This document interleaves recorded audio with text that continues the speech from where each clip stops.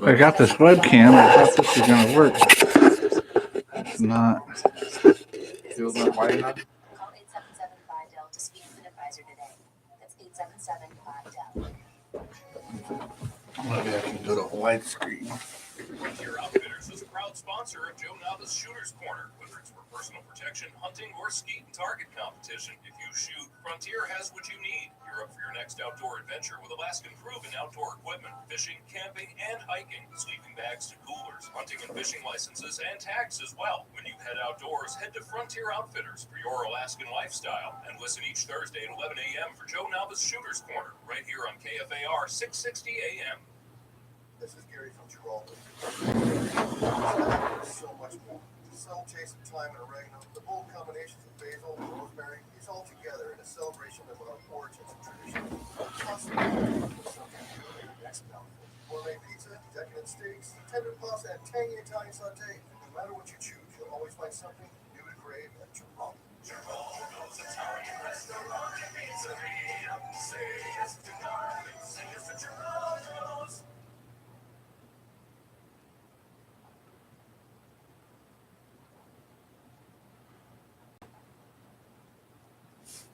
If you love wealth better than liberty, the tranquility Just not quite better than enough. any contest of freedom, go from us in peace. We ask not your counsels or your arms, crouch down and lick the hands which feed you. May your chains set lightly upon you, and may posterity forget that you were our countrymen. Samuel Adams. The time is near at hand, which must determine whether Americans are to be free men or slaves. George Washington. And what country can preserve its liberties if its rulers are not warned from time to time that this people preserve the spirit of resistance? Let them take arms. The tree of liberty must be refreshed from time to time with the blood of patriots and tyrants. Thomas Jefferson. Posterity, you will never know how much it cost the present generation to preserve your freedom. I hope you will make good use of it. If you do not, I shall repent in heaven that ever I took half the pains to preserve it. John Adams. I sincerely believe that banking establishments are more dangerous than standing armies, and that principle of spending money to be paid by posterity is security on a large scale. Tom Jefferson. Mike, if you go to that chair, it'll be perfect. Oh, snap. Okay. That is not a just government, nor is it for arbitrary restrictions, exceptions, I think. monopolies. I can't tell what the lighting is, but we're there. Yeah, you look good. Okay.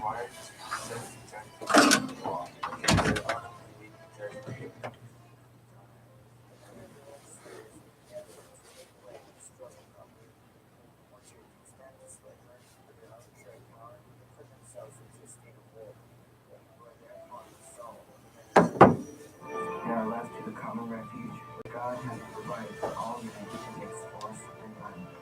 John Locke. It is in vain, sir, to extenuate the matter. Gentlemen may cry, peace, peace, but there is no peace. The war is actually begun. The next gale of sea from the north will bring to our ears the clash of resounding arms. Our brethren are already in the field. Why stand we here, idle? What is it that gentlemen wish? What would they have? Is life so dear, or peace so sweet, as to be purchased at the price of chains and slavery? Forbid it, Almighty God.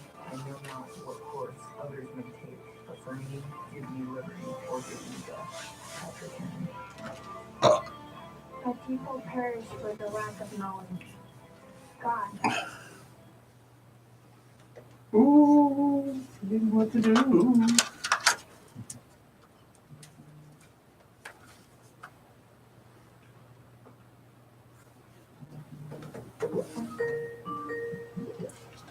Oh, snap.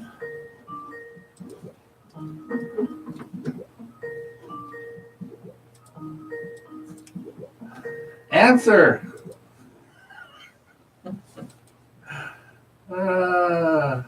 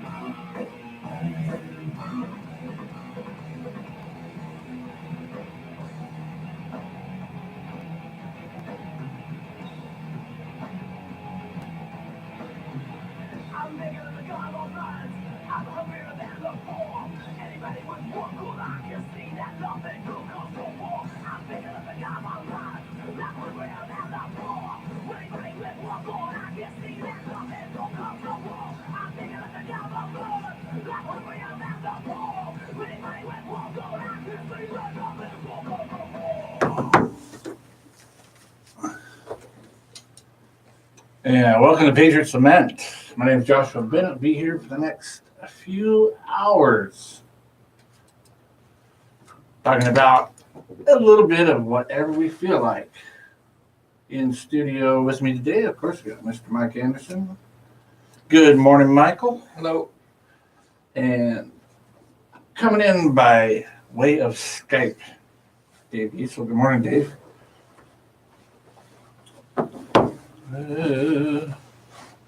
Can you hear us, Dave? No. Oh, now he can. Shoot. Good morning, Dave. I have been pressing button after button, but did not ever press the correct one. Just now. Wow. Okay. You missed a good song. Too bad. I guess you'll have to go to the archives and listen later. All right, guys. Anything interesting on your mind? I know today the wonderful Trumponian is supposed to give an announcement on the government shutdown. So looking forward to that. I think that's supposed to be during the 11 o'clock hour. Oh, is it? Yeah. Well, So, we'll 3 rush o'clock is- right to it because Yeah. I mean, bated breath, held, waiting. Will he finally free us and give us back our government? That was an oxymoron, wasn't it? Yeah. Okay. Maybe he's I going to thought- really fool us, and all those libertarians for Trump are right, and he's going to say, I'm dismantling the government from the inside out. Yay. Yeah. I doubt it. Well, we'll have to see. Well, don't hold your breath on that one for I sure. I did see a good story that said, let's see, I might even be able to find it real quick. Thought it was rather interesting. News you can abuse. And, oh, yes. Economic toll of government shutdown is almost as bad as the economic toll of having a federal government in the first place. Does that mean it's a benefit?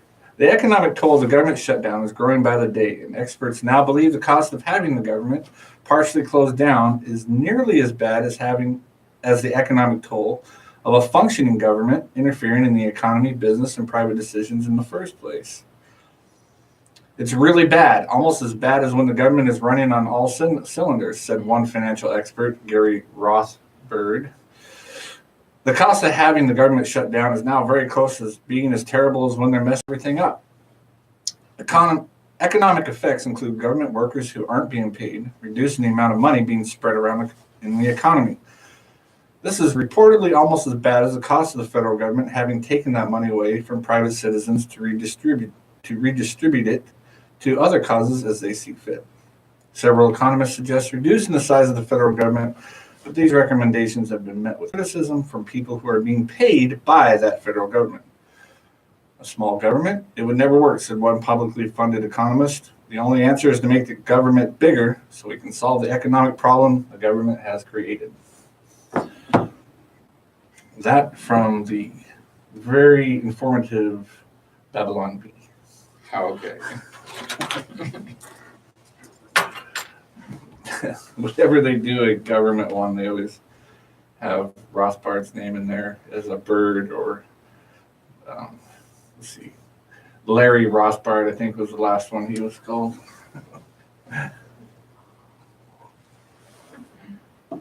But we will see. Yeah, I did hear that it's difficult for businesses starting up because they can't get their tax ID numbers from the IRS. Oh, snap. I guess it's too bad. You can't work. You can't go on living because your master isn't there to beat you. You know what's too bad is that folks at the TSA are still going to work. What is their problem? I mean, how long do Yeah. we talked about years ago, and Steve Floyd talked about this a lot. The collapse of the Soviet Union was when the checks quit coming in. They couldn't pay the military anymore. People just went home. Not in America. Heck no. We believe in democracy more than they believed in communism, I guess. Well, it actually takes a while. It's not. my wife is from there, right? Yep. And she was telling me about when she was in school. It's the Soviet Union collapsed when she was, I think, 11. And she was in class one day and her teacher just collapsed. Oh. And it was because she hadn't eaten in 3 months because she hadn't had anything to eat in 3 months because the checks stopped coming in, but she kept going to work. So they'll keep going to work even with no checks coming in. So if you go by what happened in the Soviet Union. So eventually, yeah, but they might stop coming, but it'll take a while. I heard that the IRS is going to try to bring on several thousand workers without pay for the tax season.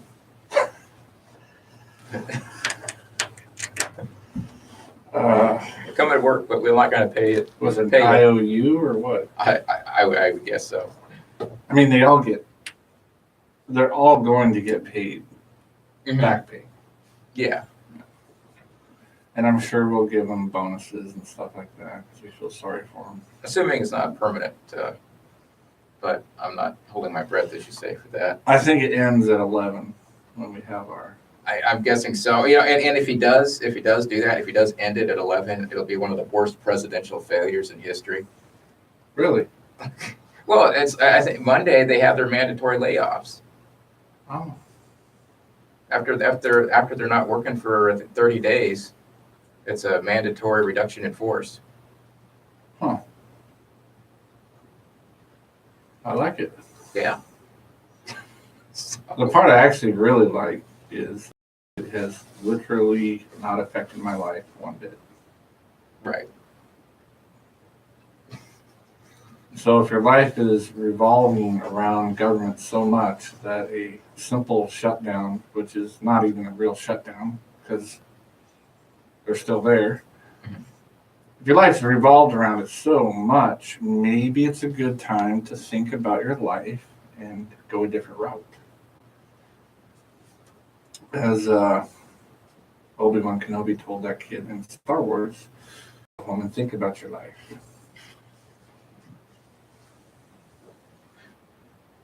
I don't know.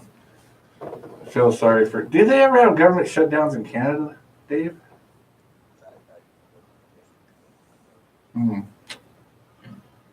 If they do, it's not worthy enough to you.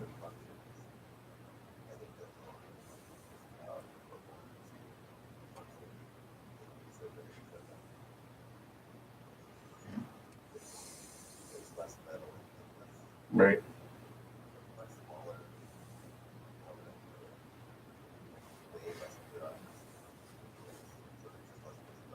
Yeah. Less busybodies is good. Mind your business. Mind your own business. Well, let's see where it goes. Again, hasn't affected me. Has it affected you, Mike? No. Hasn't affected me.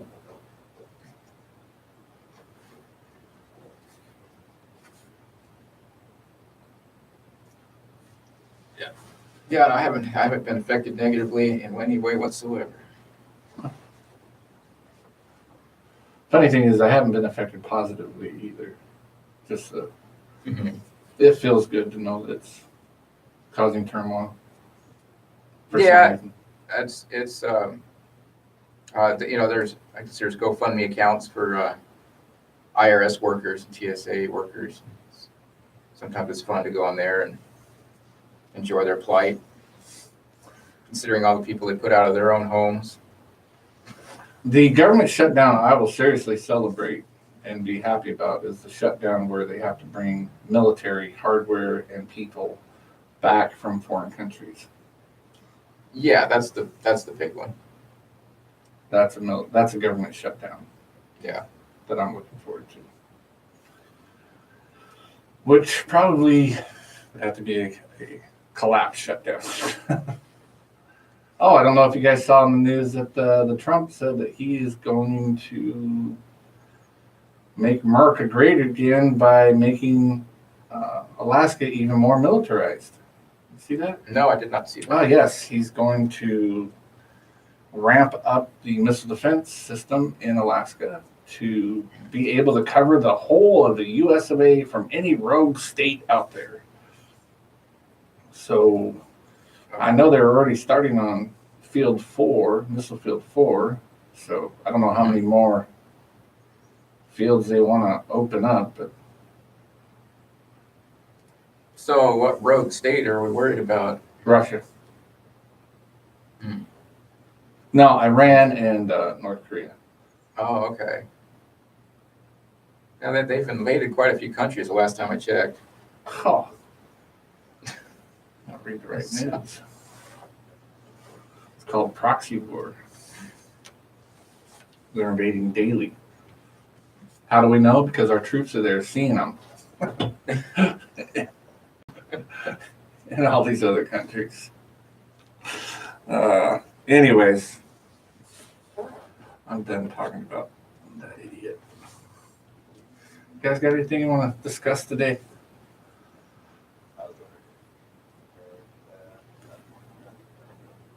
No, not yet. But I will say an interesting, I like the way he starts this off is that he's looking at it in a completely different way, and really ticked me off that I didn't catch it on my own before having to have my eyes opened up, which is, what's good about reading. How the start of Job tells the narrative of this is how these things happen to Job, right? The devil meets up with God. God says, "Have you noticed my boy Job?" And he's like, "Yeah." So it gives a narrative of him telling Job, "Well, go ahead and try it." And yet none of those things that happen to him are actually what Job complains about. So like the children's and all his livestock and everything, he doesn't complain about any of that stuff. And he doesn't bring up the narrative of why they were so interesting. I never thought about that before. But in his complaint to God, he's not ever bringing those things up. It's mostly just about him. He complains about himself. Why'd you bring me into this stupid world? So it's going to be a good book, I can tell. And he also said that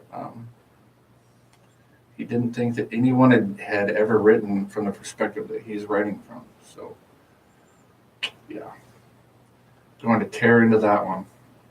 And that'll be fun. Yeah. I like that. And of course, is Gerard's theme, from the books you've given me and remembering some stuff that I've read, which is weird how, I think it was a couple of weeks ago, I finally put, oh, wait, I know who this guy is. Even though you've been talking to me about him for a year. I think it was an article that Jim O'Connor sent me, and I was like, wait a minute, I know who he is. That's so mind-numbing.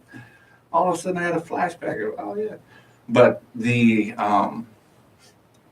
basically it looks like it's going to have the theme of, from his friends, having him be the fall guy, or what's the word he uses? The scapegoat, right? Job's the scapegoat in this thing. So it's going to be good. Going to be good. Job, I think, if people haven't read the book of Job, in my opinion, one of the most fascinating books of the whole Bible, New or Old Testament. And a lot of it because we don't know a whole lot about it. We don't know exactly when it was written, when the time frame is supposed to be, all these things. And of course, my favorite creature in the whole world is in that book, and his name is Leviathan. And I want a Leviathan. Not the state, but the actual creature, bad to the bone. Really cool. But we'll get into that, I guess, once we get it read. Have you started on the book? Okay. Yeah. Oh boy. I'll blow through it, Mike, and hand it off to you. Okay. Oh boy. And then it'll probably take about a year going through it on the show. 150 hours at least. Wait a minute, 150. It's 50 Yeah. shows. 50 shows? Yeah, somewhere in there. That's about right. 150 hours of work. I have not started the other book yet. Well, besides plowing through front to back, I've skimmed through it for fun. But I gotta get the Job one.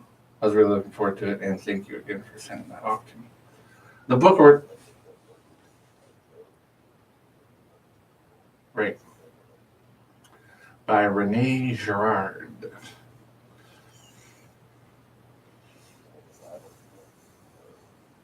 Good luck. Yeah. The copy I got was in excellent shape. I mean, it looks brand new. So that's good. Very good. All right. Well, that was a good show. I guess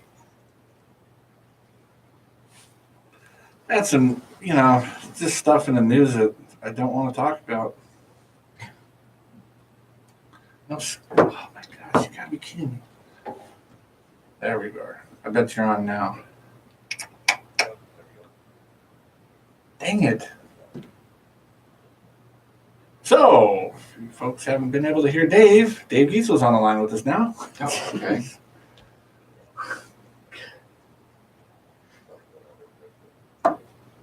Yep. I'll get this board figured out in another 10 years.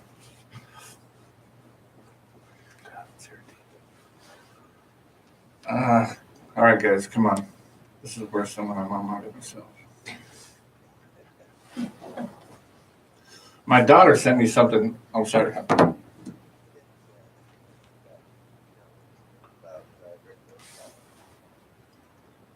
No. I don't believe so. I mean, we got the feedback of during the day on the show, but none beyond that, I don't think. That I remember.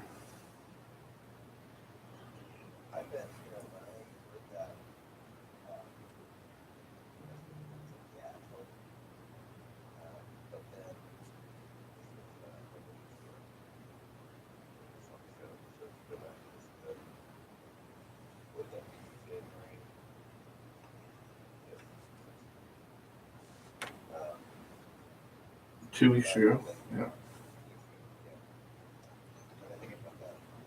Shit.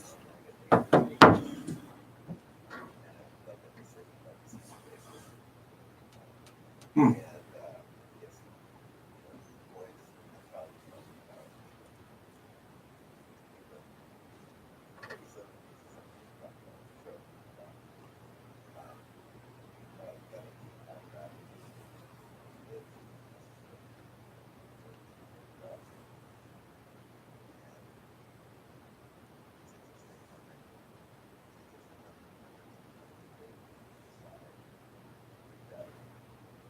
Right.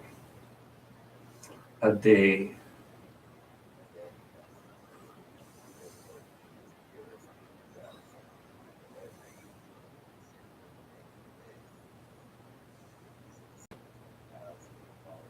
Yeah. My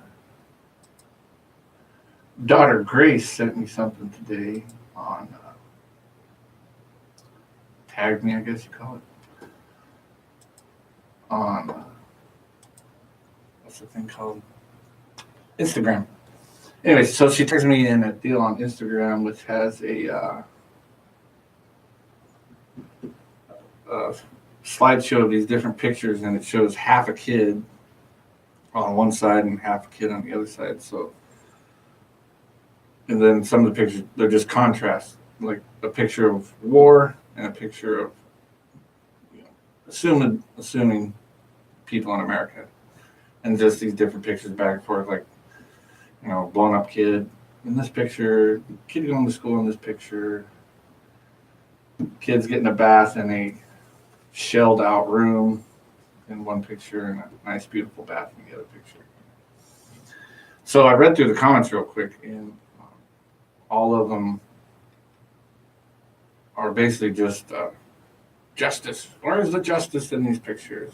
The world needs justice, justice, justice, justice. And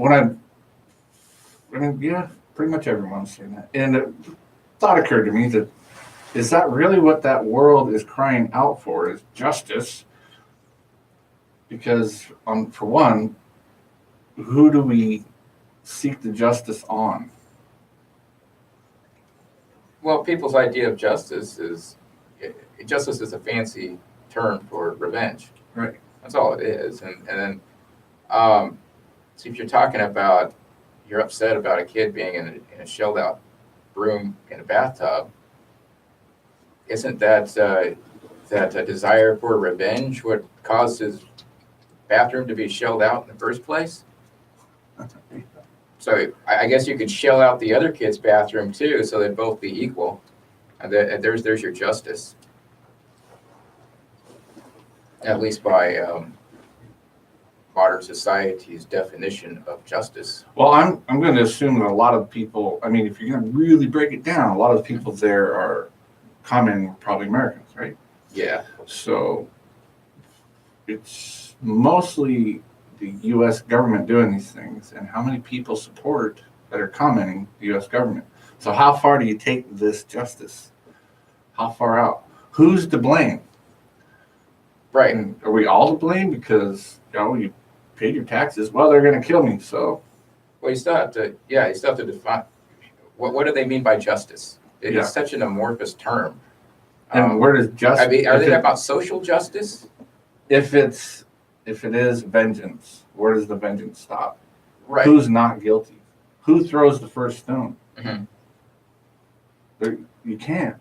Yeah, I mean, it's like conservative justice is based on destroying someone's stuff in retaliation, and left-wing justice is based on stealing something to hand it over to someone else. It's all based on destruction, right?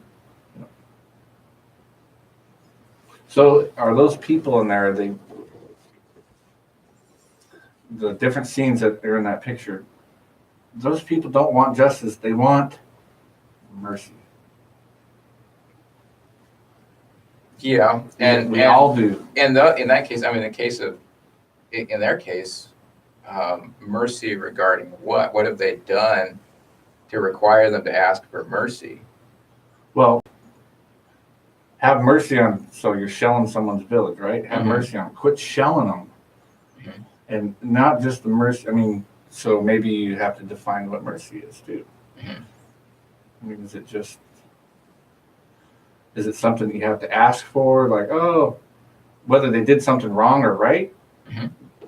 whether it's deserving or not. Especially mercy, I think, is something you do when someone's not deserving of it. Mm-hmm. That's when it really matters. But I'm going to go through, I don't know. If you're going to go through the life of deciding whether these people, we all need justice in the world or need mercy in the world, because justice requires more retribution. Right, in our society's definition of it. And who's going to cast the first stone? Mm-hmm.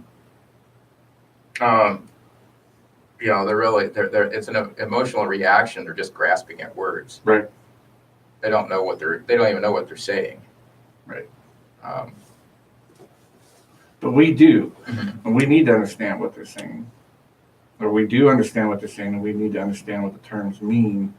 And as Dave, as you pointed out, 100 times a day living that way. Well, there's hundreds of times a day or a week that we use words like justice without really thinking about what we're saying.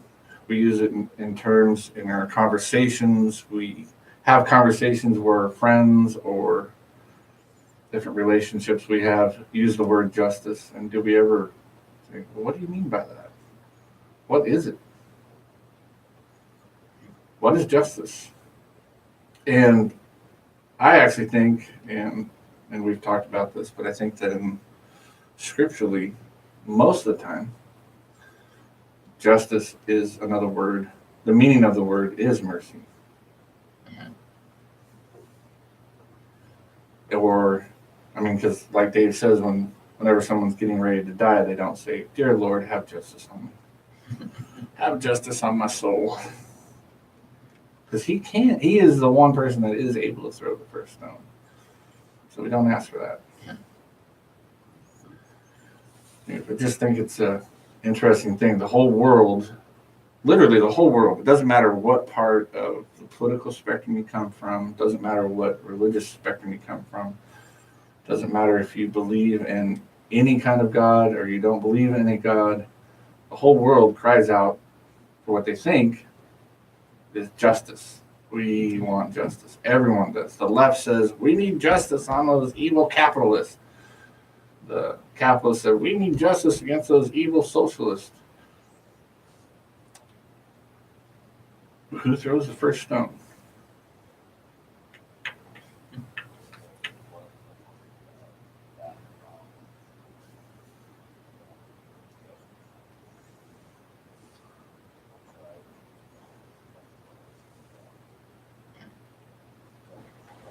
Yeah.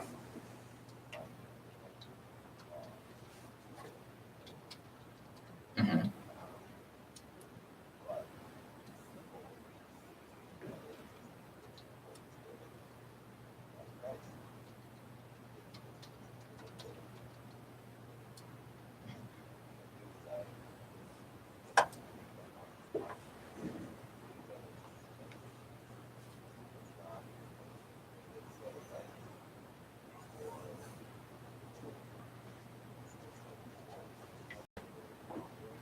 Mm-hmm.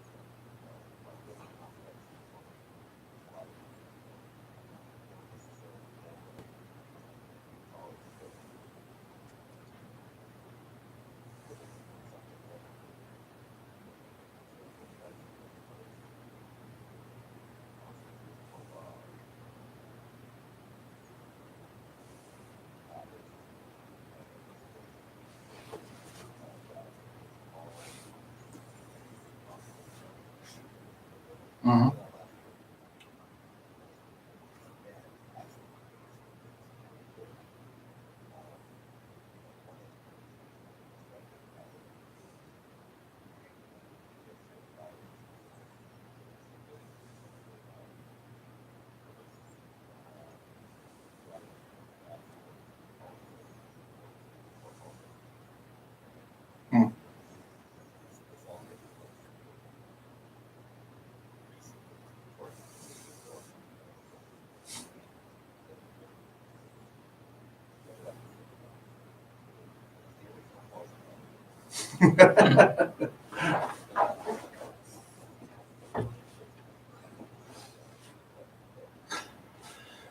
We're taking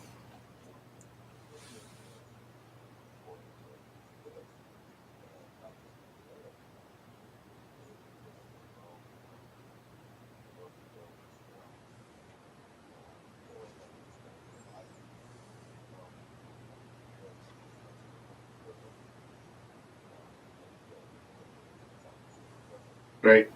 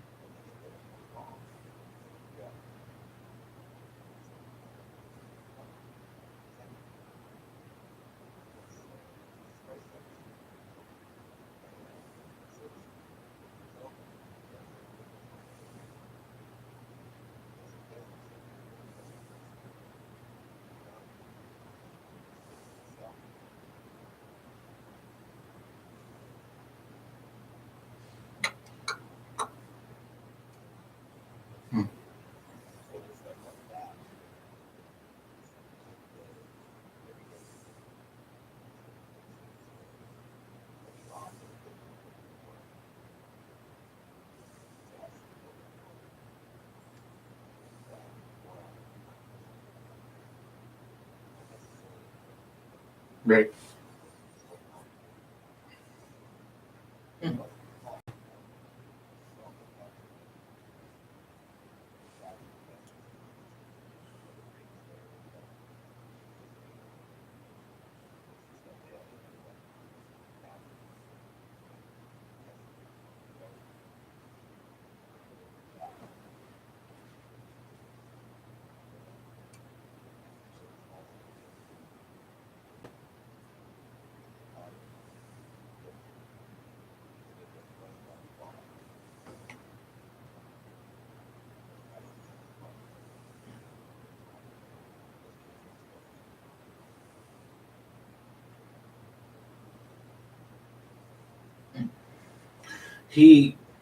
Paul, in an earlier time, another time, Paul visits prison against his will. There's the earthquake that he could easily walk out and be freed. And if you remember the story there, the guard that seeing that all the prisoners left, the guards that were there, the guard that was there to overwatch Paul was going to take his life, knowing that his life was forfeit, that prisoner escapes, you're dead, the Roman army. But Paul stops him and says, yo, we haven't left, don't kill yourself. And the shock of that, where Paul, who's obviously unjustly in prison, knows that this man's life would be forfeit if he left.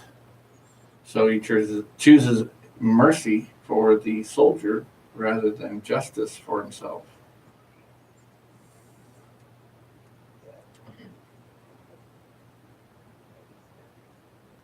Right.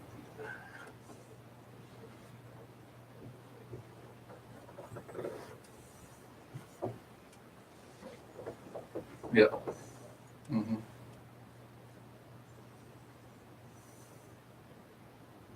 Yeah, and that's a good point too. By what measure of justice are you looking at for the fact that he was in prison? Because obviously he broke some kind of law, which it was because he was preaching. So we as Americans today, we look at it, well, that's not really breaking the law because you're preaching the gospel. But at that time, it was certainly breaking the law. And don't we? Yep. I believe in that day the soldier and his whole household was saved. Yep. Very interesting. Well, we might have touched someone off here because we got some callers now. Would you guys like to go to them? Yeah. All right. Hello, caller. Thanks for holding. You're up first. Morning. Oh, morning, Rick. How's it going, my friend? It's all right.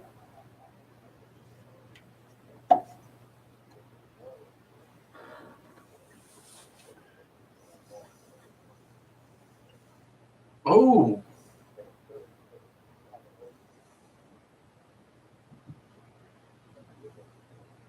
Oh, absolutely.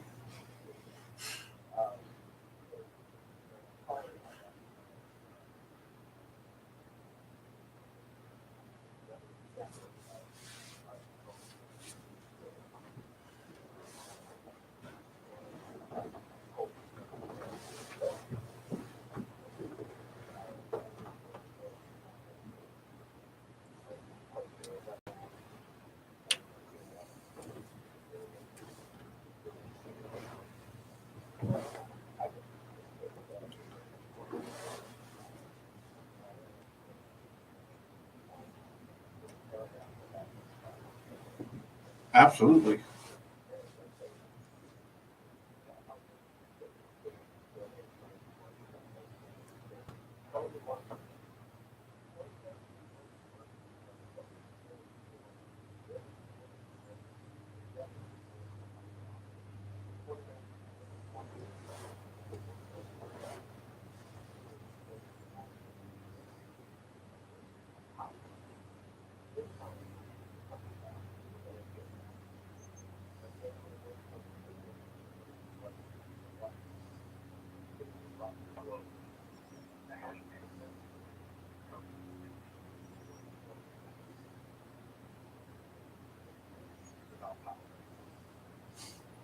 and an agenda.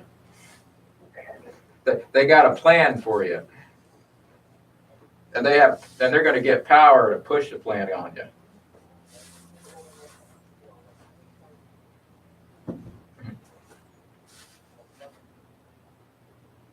Yeah, just another group trying to sell themselves as awesome because they think they can push authority over on you.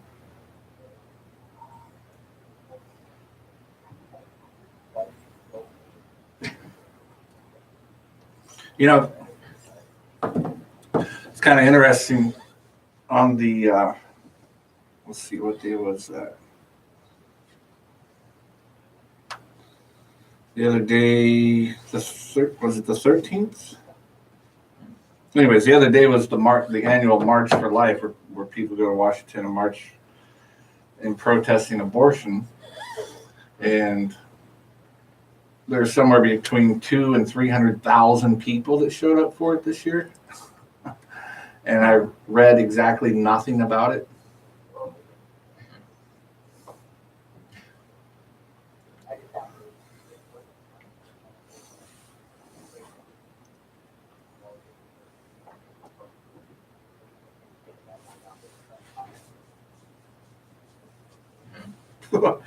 Better wear some armor.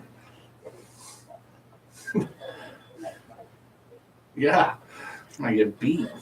But I think, yeah, I probably also see that we have, you have all these different groups of people who have different ideas of how they should live. And in order to do that, they try to push it off on everyone else. Everyone else who's forced to be in the same system. They're all forced to be part of the United States.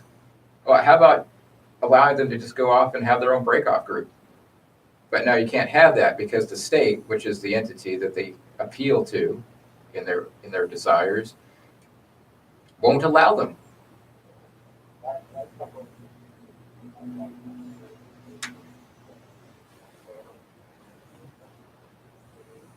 Yeah, I've heard of that. Okay.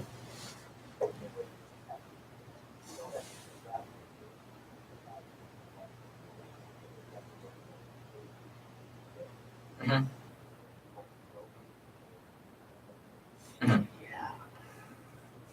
You know, what's interesting about this march, too, is that there'll be more than likely, I guess I can't say for sure, but more than likely there'll be several people there with several different agendas, right? And the only thing that's going to be the rallying cry for all of them, though, is power. Yeah. Right. So there'll be someone, though, that'll take the mantle to lead the charge, right? 'Cause you have your masses, and then you have someone who's the leader to control the masses. And so, right, Ortez, let's see, yeah, AOC. So you get someone like her. So you have all these people that are demanding, we want strength and we want our power, blah, blah, blah. And what do? Instantly, they give all of their so-called power up to a leader. They want to be empowered and they want this. And I want to decide for my own life. I want to be an empowered woman for my own life, or even men, I want to be empowered. And the first thing they do is, there's a leader. I give you all my power. Tell me what to do.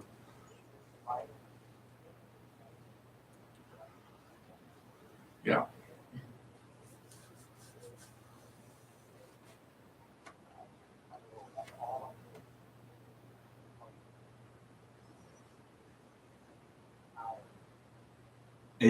Don't forget the it's. You'll hurt their feelings.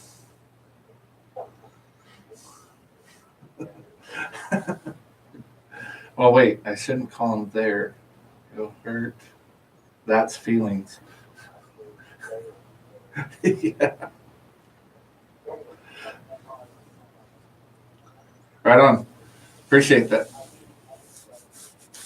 Yes, and I will. We appreciate that. Thanks, Rick. Right. I might just make me up a sign right now. What time does this baby start? roll. Equal rights for all women, born and unborn. Wonder if I get something thrown at me. Yeah, what? Wait a minute. What kind of capitalist fascist are you, or you want babies to be born?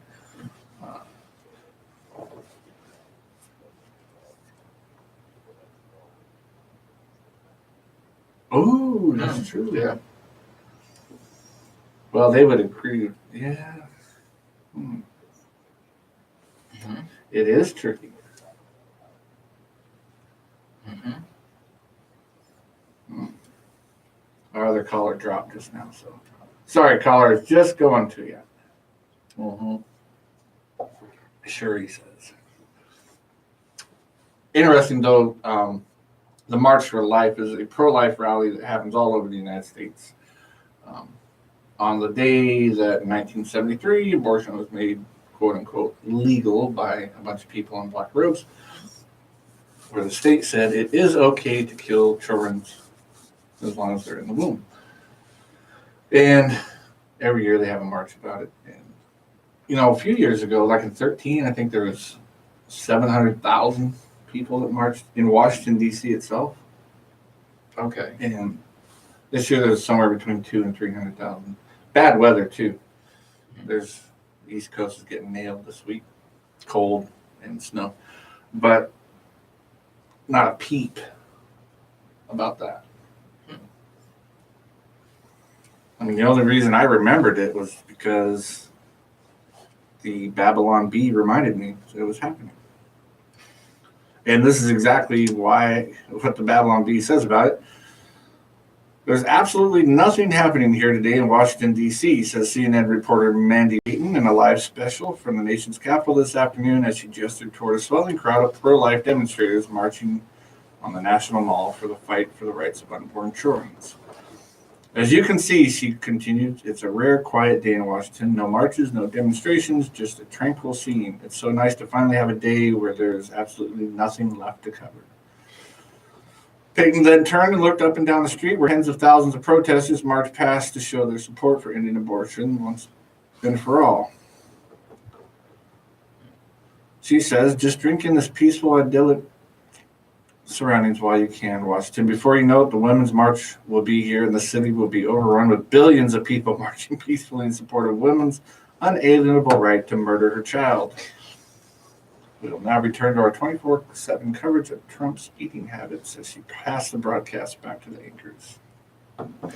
But I mean, pro-life people should be used to that by now. They've been ignored.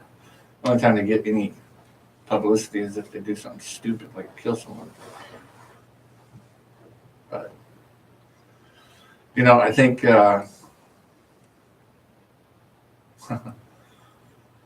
it's funny because a lot of pro-life people are also pro-war. Which I remember David said to me many moons ago, yes, most Christians are pro-life all the way up to the age of 18. But that's only if they're American. If they have to be of a nationality that you're invading, then it doesn't matter anymore. That's true. But I mean, even in America, pro-life till you're 18, then you can go to war, kill someone, get killed. Yeah, we're good with that. Why is it that we always send the young bucks out to kill people? Doesn't make any sense. Anyways, we're at the break. We'll be right back on the next hour here. This is Patriots Lament. We got the video working now, so the stream from Skype's working. Be right back. The Fairbanks, the heartbeats of Alaska. Waiting for what's next. I'm Jack Callahan, Fox News. As the partial shutdown of the federal government continues, President Trump to make what the White House calls a major announcement. Have me at Dr. Pepper. Yeah. Oh, snap. Levi's been I was going to say pilot current. Oh. No, he's been, what do you call it? He's been doing takeout. What do you call that when you're the takeout dude? Takeout. Like Food delivery? Yeah, delivery. Oh, Thank you. okay. He's been doing deliveries for the Chinese food place, Asian Bistro, Oh, okay. and he's been doing pretty good. Huh. So they found out that he had a pass to get on base, so they give him all the base stuff because he knows the area really well too. Yeah. And the Joes give him good tips. Oh, really? Yeah. He said the ones in the housing don't, or in the barracks don't as much, but Yeah, when he they don't delivers make to money. the right, but the houses with the the NCOs and stuff Mhm. said they give him good tips. Yeah, that's cool. Like he'll get 140, 150 a day in a 4 or 5 hour day, Wow. and then he gets 20% off food. Well, they feed him every day he's there. Oh, yeah? But then if he wants to take, so he bought his dinner last night, and they acted. I mean, he got a good deal because they took care of him pretty good. Yeah. It was awesome. Pretty neat.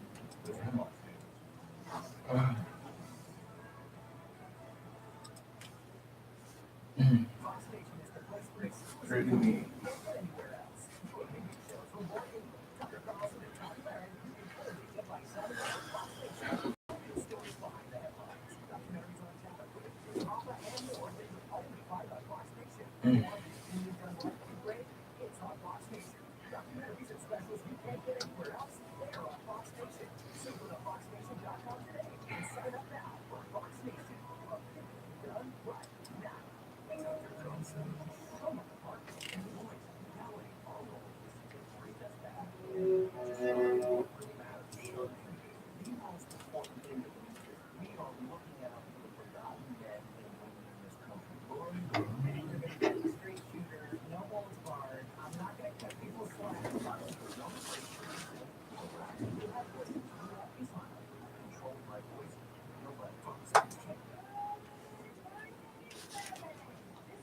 Hello.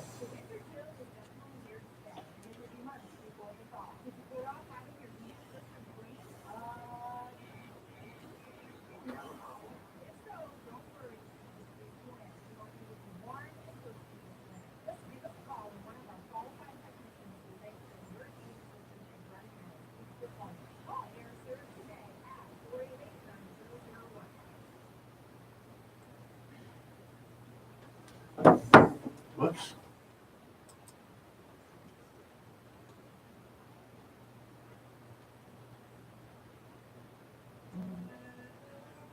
Dang it.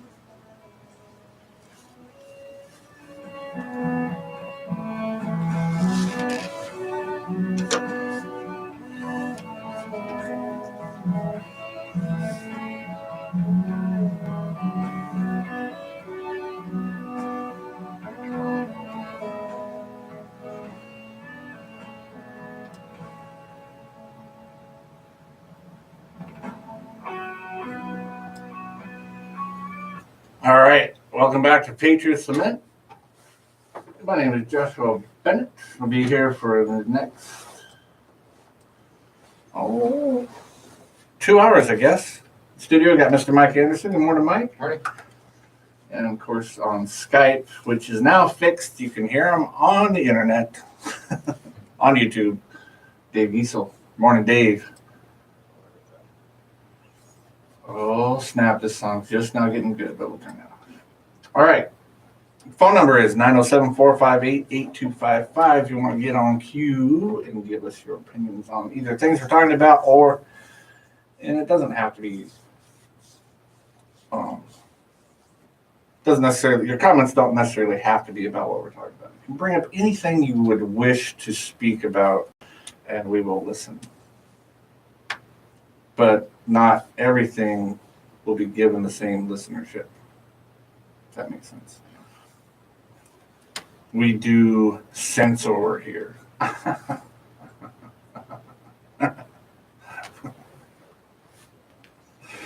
All right, let's get back to it here. I didn't get to hear the news. He didn't announce, right? No, it won't be until it's 3:00 Eastern, so 11 here. Oh, dang it! The suspense is just killing me.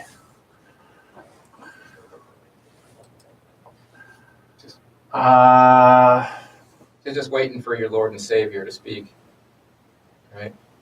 Yeah. Well, I would feel better if he said he wasn't giving in. He's going to keep the shutdown in progress. I would like that. Yes. So yes, it would have not affect my life at all. It would just give me a little glimmer of.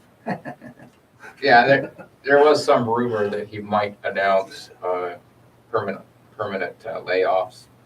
But, oh really? Oh yeah, you didn't hear that one? Uh-uh. Yeah, that's some rumor, but that was never confirmed. Probably just some wishful thinking. I saw I would like to hear that. I did see. Speaking of permanent, the illustrious Governor Dumb Levy has said that. So he basically, I think, got elected because he said he was going to pay back all the permanent funds, right? Didn't he? Wasn't that his big promise? It's a plan over 3 years. I think it's right now it's 3 years, but he said that it was going to be this year. Now he says, it's going to be over 3 years. Then it'll be 10. Yeah, I think it's supposed to be. You're missing 2016 will come in 2019. And then missing 2017 will come in 2020 and on. I just thought it was funny because he originally said 2019, baby. I'm cutting you a big fat check. Yeah. And it's just fun when politicians make promises and within the month that they're elected, break them. I love it. I do. Let's hit the phones, guys. Hello, caller. Thanks for holding. Good. How are you doing, Hillbilly? Time before 4:00 Eastern for that meeting in the Chicago district. Oh, okay. Oh, dang it. My life.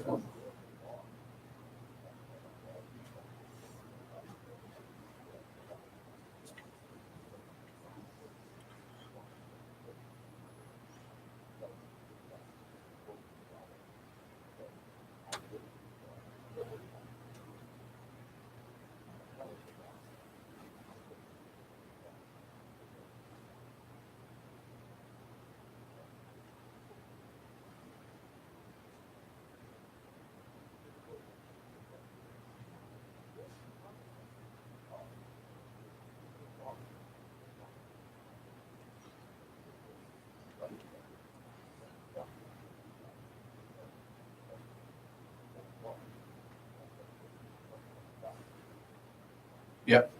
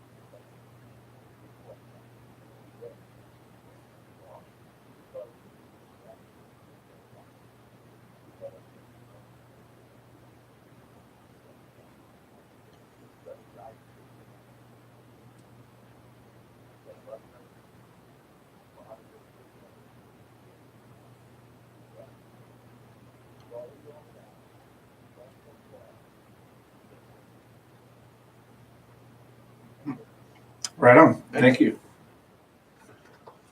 So Ezekiel 20:25. I will go back to 23 just to give a little context. Moreover, this is God speaking. I swore to them in the wilderness that I would scatter them among the nations and disperse them through the countries. He's speaking of the Israelites. Because they had not obeyed my rules, but rejected my statutes and profaned my Sabbaths, and their eyes were set on their fathers' idols. Moreover, I gave them statutes that were not good, and rules by which they could not have life. And I defiled them through their very gifts of their offerings up at all the firstborn, that I might devastate them. I did it that they might know that I am the Lord. Then in 32, he said, what is in your mind shall never happen. The thought, let us be like the nations, like the tribes of the countries, and worship wood and stone.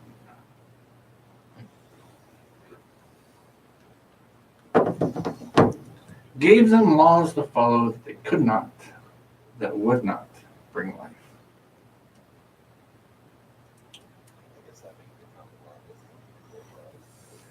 I guess not.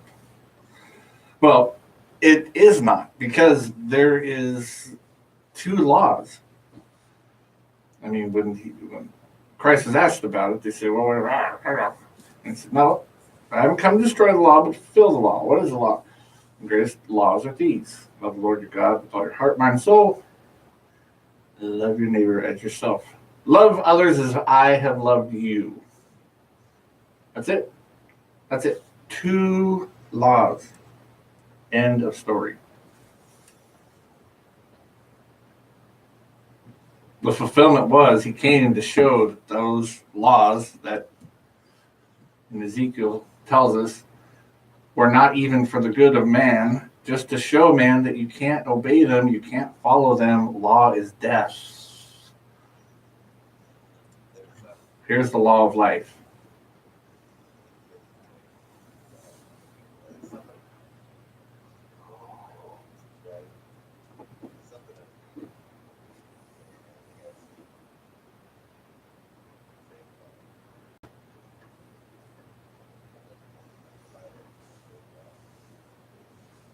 Death.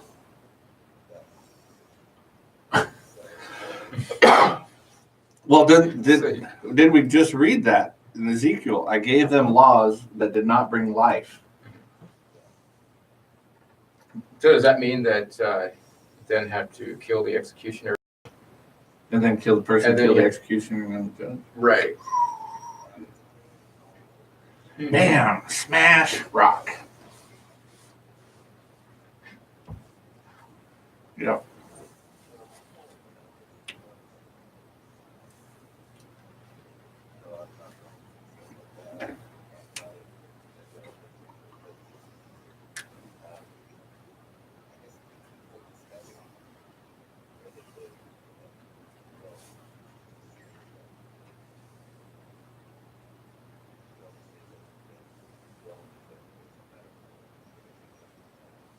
Mm.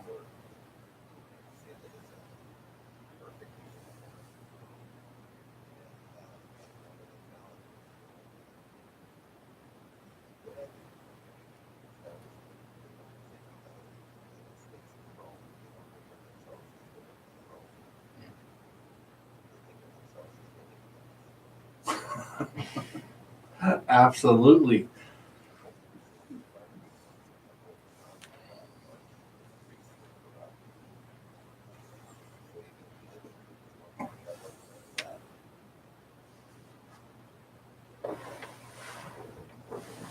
This is the New Jerusalem. And the new Rome. Right.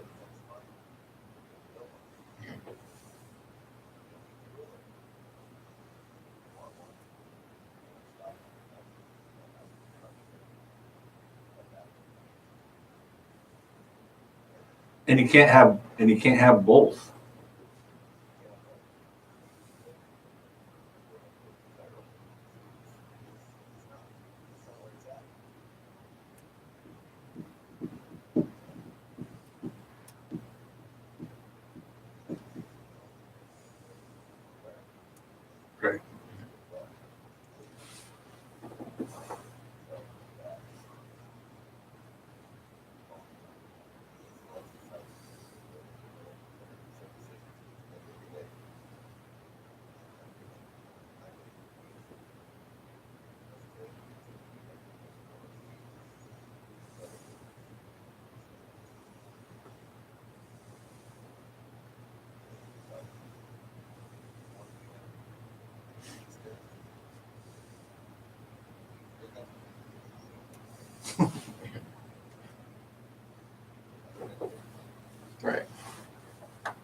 It's not.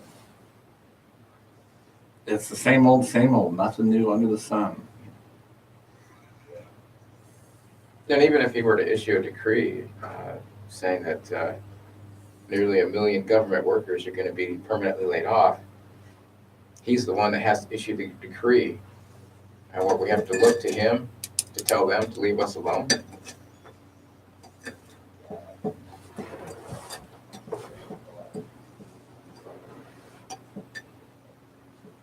Oh yeah, they are. Definitely.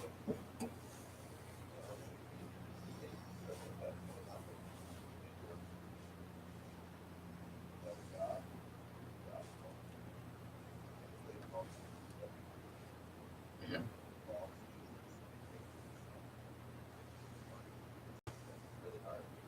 Mhm. Only now it's not so much for money for the past few weeks.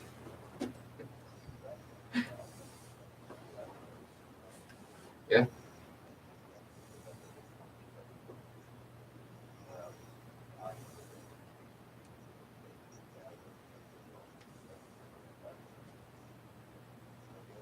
Mhm. Well, yeah, the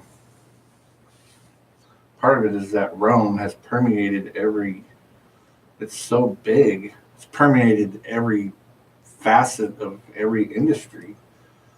You hardly can do anything without something being used by Rome.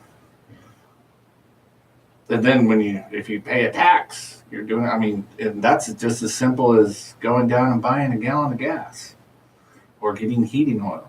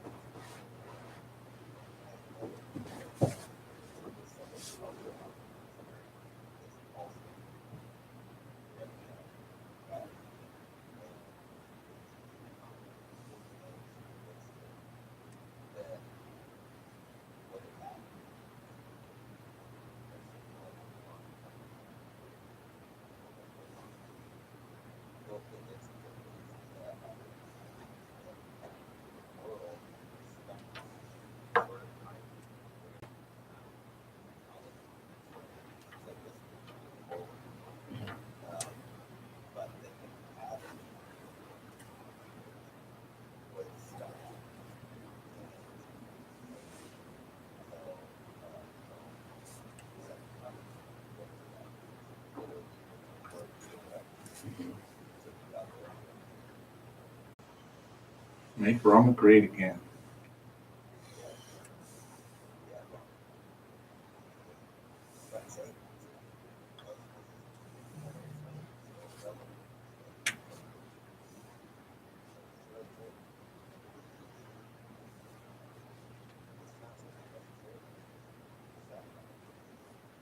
The different heads of state are still on the money.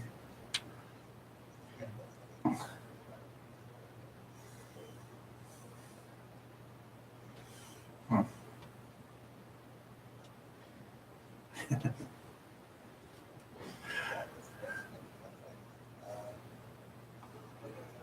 Right. Nothing ever changes. Nothing new under the sun.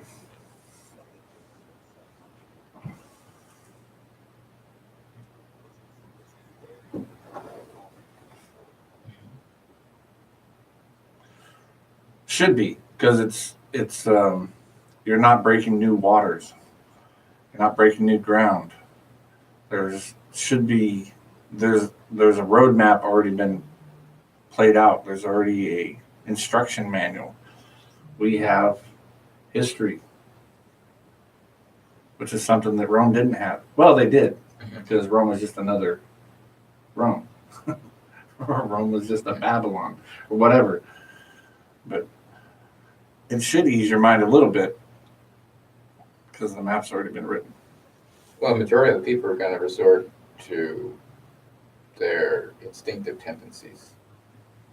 They're not going to know the history. They're not going to have read any of the history and understood the consequences. So if humans today doing the same, resorting to their instinctive tendencies, wouldn't you expect the pattern to be the same? And the responses to be the same? Yeah, that's that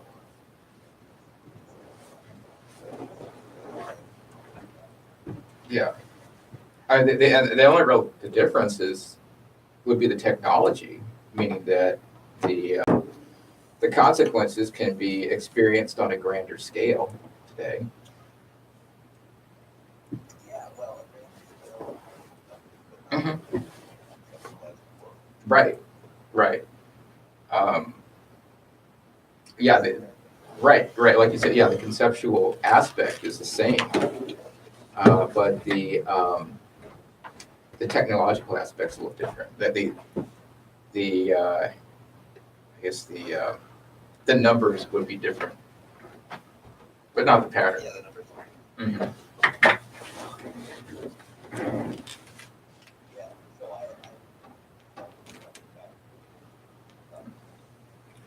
Mm-hmm. and she identifies her own way, she has her own system of ethics, and having a reasonable time in finding her own alignment and stuff. And so we're talking about the message of Christ, full nonviolence. It's even well, yeah, some topics, but everybody knows Christ, everybody gets it. And that's maybe everybody does. But I don't care about how you been today. Be able to hear to that message. Don't even just make me feel. Said, wow, oh yeah, so that's good. But if it's so obvious, there's something else going on there. And we were discussing the need for a God that always points you backwards. This is kind of merciful, nonviolent. And she was kind of doing the need for God. He said, well, do you have it? You haven't. And she was like, well, yeah, no, big practice. So we were talking about that. And she made this comment, but she said, what we really need, what humanity really needs, is a man who lies about giving of that message in a way that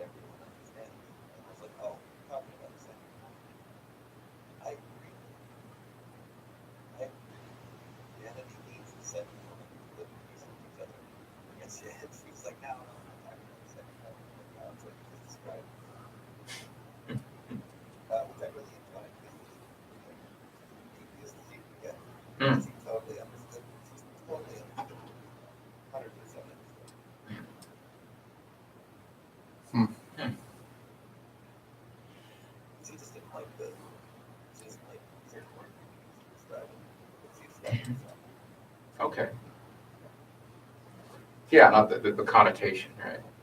Yeah, and other writers.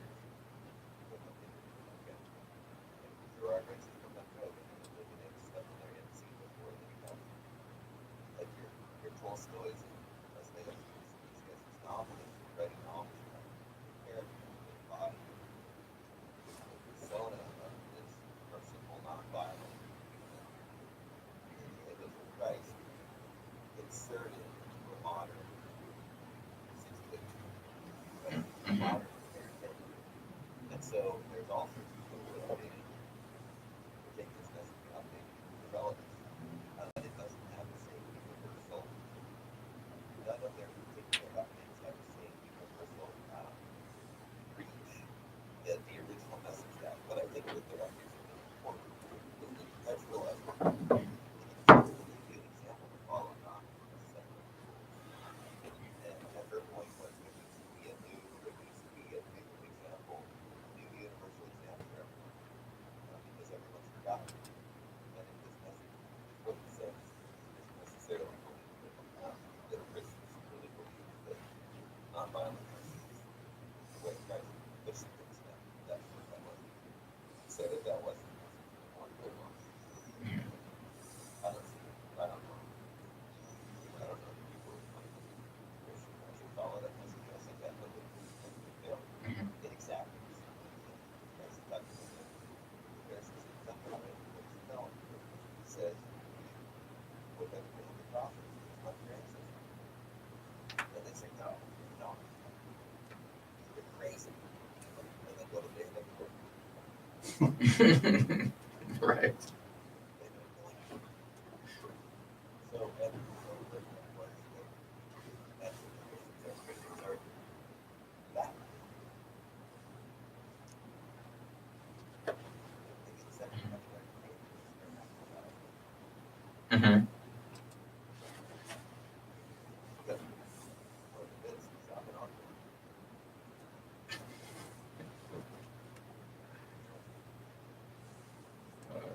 We're thinking about Yeah.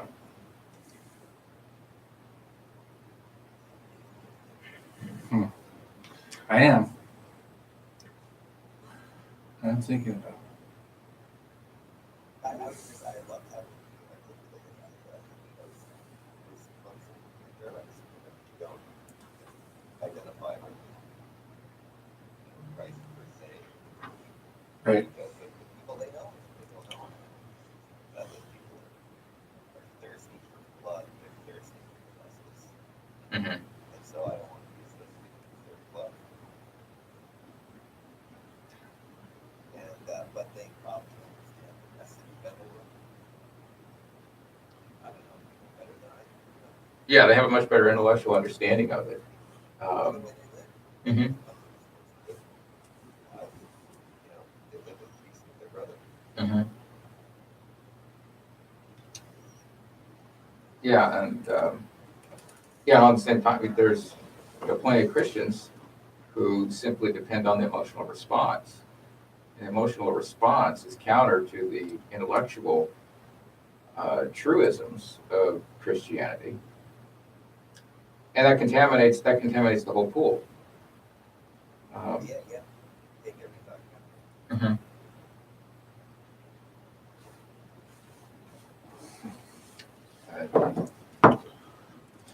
But yeah, it's that fight or flight response that has done so much damage to Christianity, and that comes out in their support for the state, for the militarism. We have to attack them before they attack us. We have to go over there before they come over here, and that's pure unintellectual, unintelligent fight or flight response. Which Yeah, absolutely. And what are told up here, have fear. Mhm. Right. Yeah. This doesn't maybe in India, Right. but not deliver Wise as serpents, meek as sheep.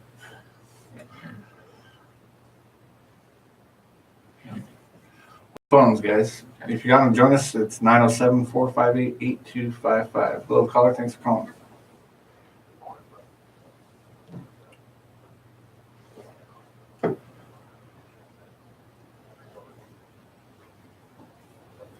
Not working here. And we do know the Lord's Prayer.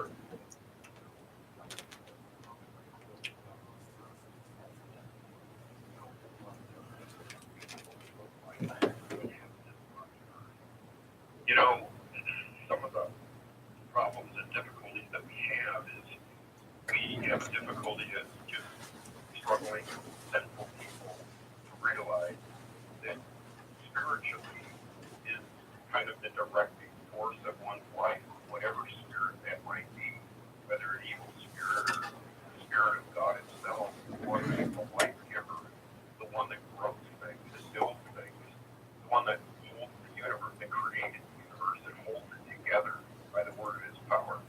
It's when we understand that in man's fallenness, that there's kind of a cascading evolution where this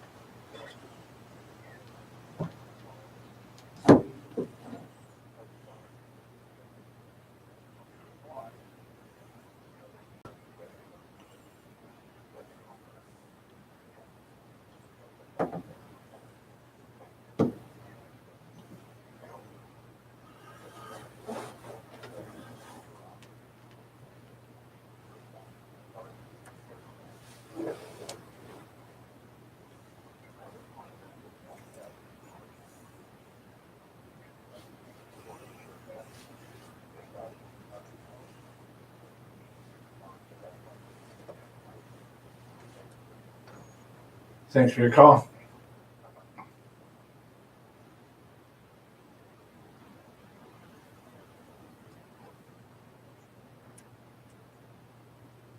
That's the message. That's the best way of the message as well.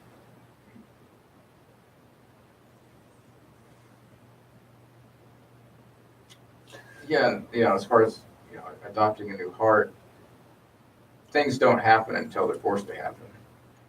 So, I mean, as much as you might want to convince someone, it's a matter of when are they forced to look at it? And you see the problem. Same problem with people who try to save the republic. Well, not going to save the republic, and there's no reason to try to. What? Yeah, that's right. It's simply going to go down that path, and there's going to be a big benefit in the loss of that republic, because the loss of that system that you put so much of your emotional faith in. Now you're going to have to look to something with a little more substance. Well, that I think, Mike, has something to do with where your treasures are, right? Right.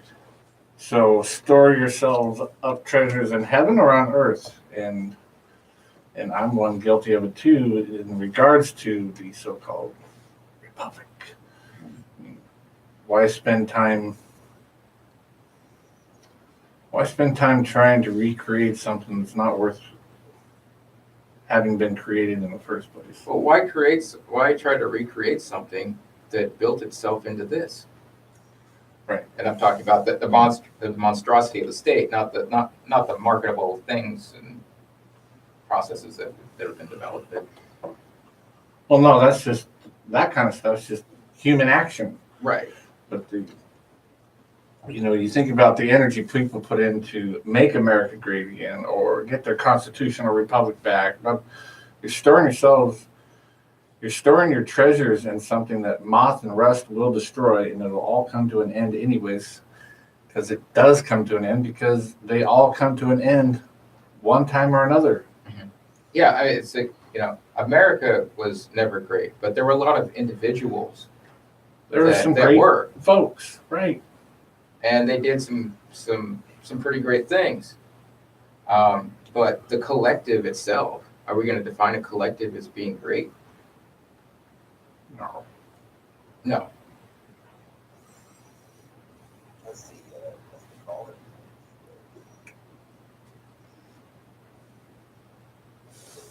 Oh God.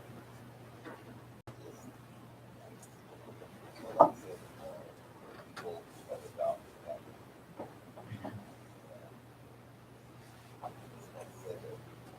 Whatever it is,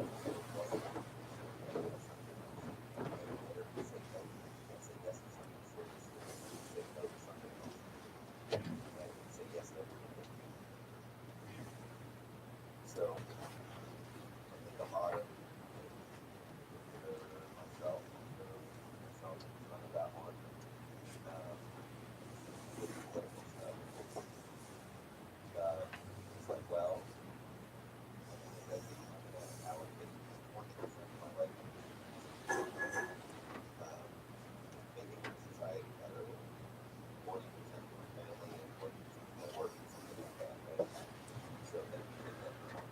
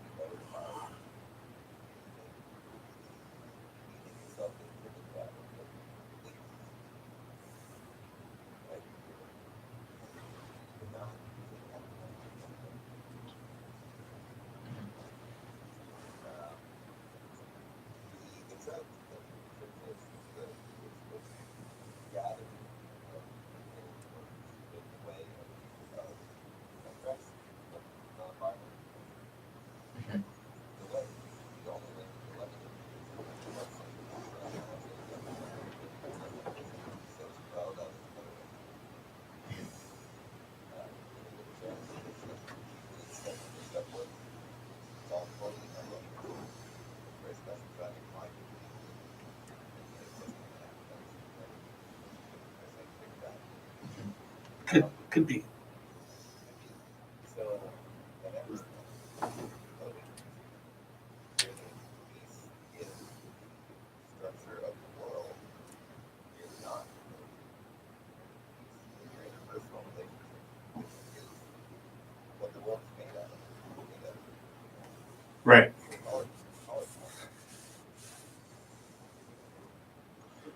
Right. And we're not called to give a percentage of anything to anything. You know, we can't be a split personality of I'm going to give 20% of my life towards this cause and 10% of my time to this cause and 20% of my time life to this cause and then this. We're not called to do that. We're called to give 100% to everything we do. And that sounds like, oh, well, I can't give 100% to everything because he says, in all that you do, do it unto me, right? Do it like you're doing for me. And you think, well, I can't give that much because it'll take time from this or that. But that's missing the point because he simply said, love others as I have loved you. So that makes it a lot, not easier, but you can give your 100% of that in all the different aspects. Then you're not split up. You're not given a partial time here, a partial time there. You're not worrying about, well, I'm going to give 20% of my time to make this place better. No, because you're going to live better 100% of the time. You're going to be the better person 100% of the time, or strive for that. Obviously, you're never a better person 100% of the time. But if that's what you're striving to do, then you're given 100% in every aspect of your life. If that's your goal, is to love others as I have loved you, then everything's 100%. And all these things, seek ye first his kingdom and his righteousness, and all these things shall be added unto you. All the other things fall into place. It's 100%. Love others as I have loved you. The rest will fall into place because that covers the rest of the categories. That covers the republic because that covers your neighbor. That covers your community. That covers your family. That covers your church. That covers the bum on the side of the street. That covers the homeless. That covers the fatherless. It covers it all. 100%.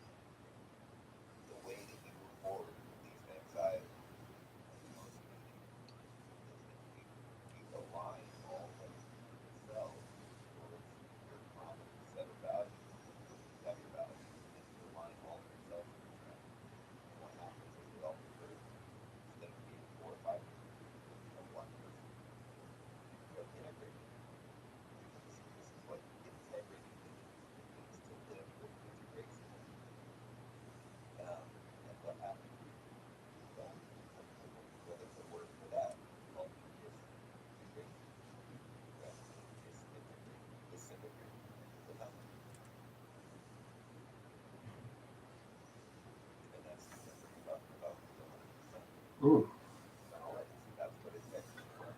I like that. Right.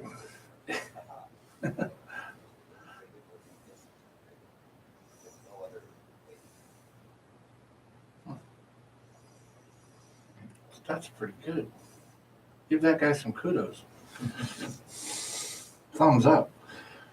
Let's hit the phones, guys. 907-458-8255. Hello, caller. Thanks for holding. Well, hello, Randy.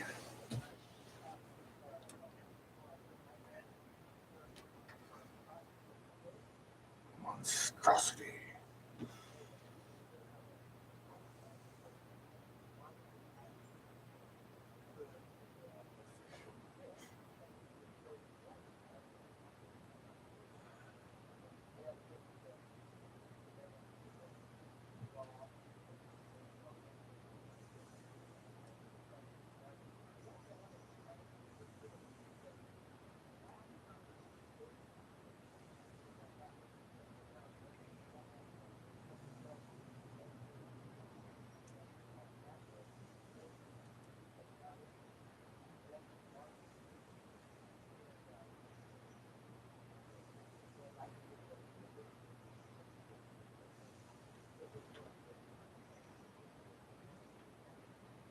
I thought you were going to say the Japanese attacked the city council, something like that. Real day of infamy.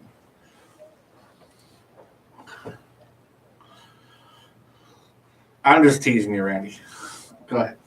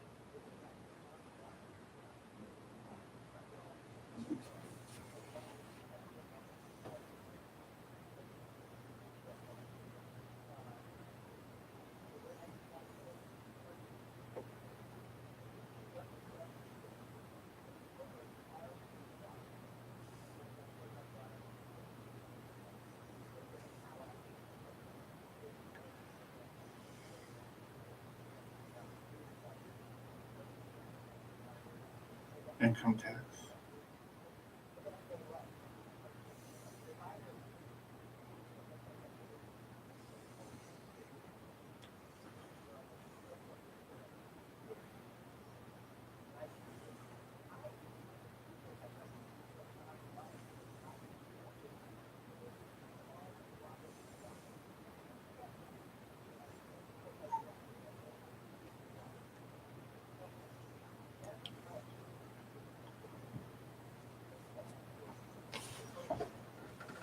Yep.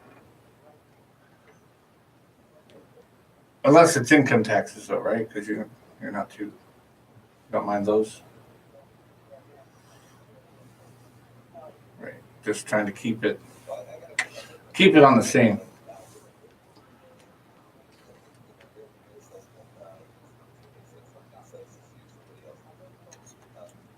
Well, Randy, can you hang on a sec? Dave wanted to ask you a question.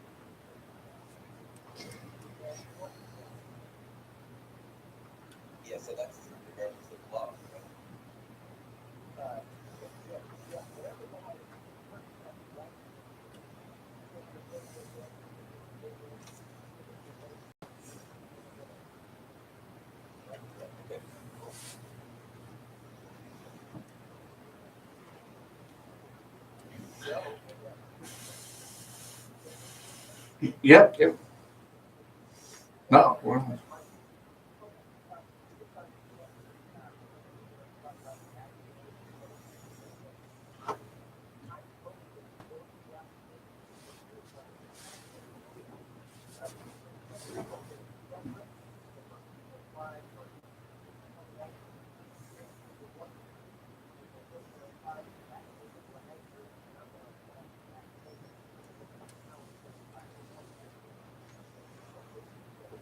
But that's more money you could give to the university.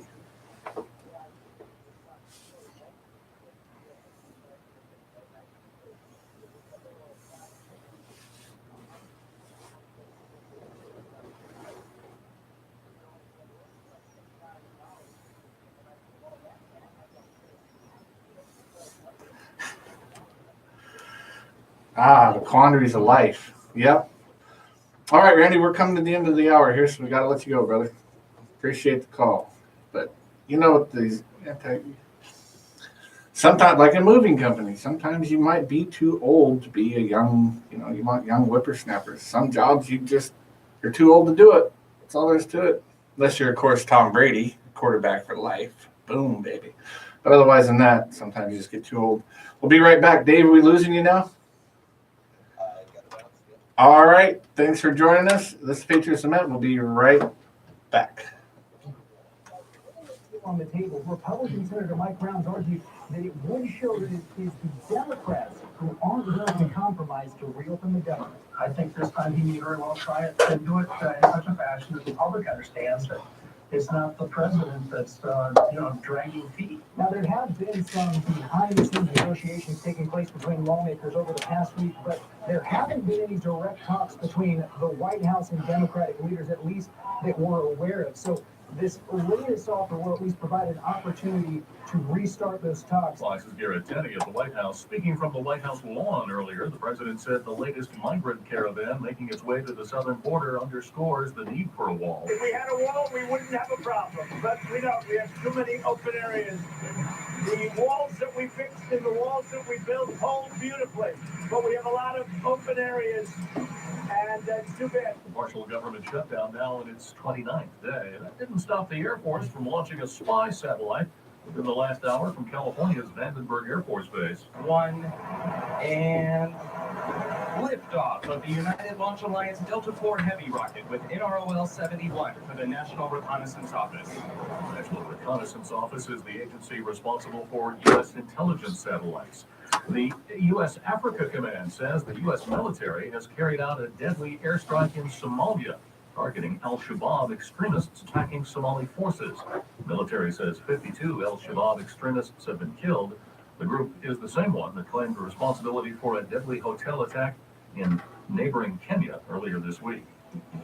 This is Fox News. The Beat a Bit and Erickson Unlimited Productions presents Nashville recording artist Tim Montana and his band, The Shrednecks. Saturday morning The Shred. at the Spur.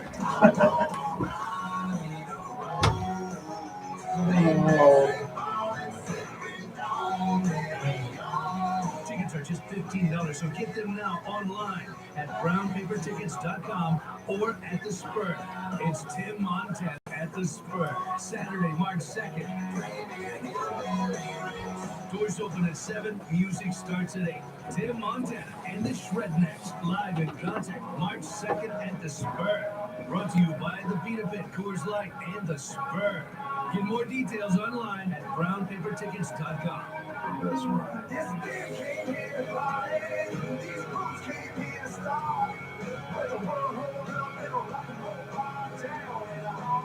This is an Erickson Unlimited production. Tired of fighting that shower curtain, trying to keep it tucked in, or cleaning up after someone who didn't? A decorative shower door from Glass Doctor can not only keep your floors dry, it can add value to your home and become a centerpiece to your bathroom. Choose between a custom heavy glass frameless enclosure to a smart-looking high-quality sliding door for your tub and everything in between. Call Glass Doctor today and schedule a free in-home design consultation with one of our specialists and see for yourself how affordable luxury can be. Call the Glass Doctor, will fix your paint. Saving money is an adventure, and Woolly Rhino is all about adventure. The annual MLK sale is now through Monday. Every brand whose name begins with M, L, or K is on sale. So, for example, Mountain Hardware, Lole, and Cool are all on sale. Bundle up and save a bundle at the MLK sale now through Monday. Climb up to the gear that prepares you for anything and everything. Visit, explore the Woolly Rhino. Now you're ready for anything. I've got a never-ending love for you. From now on, Yeah. that's all I want.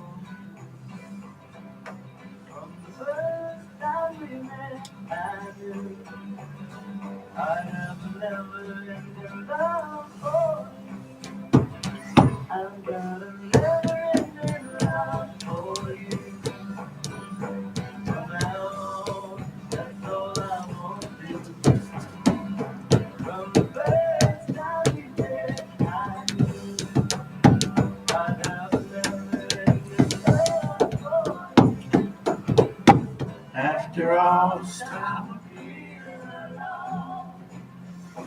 we can love one another. Live for each other from now on.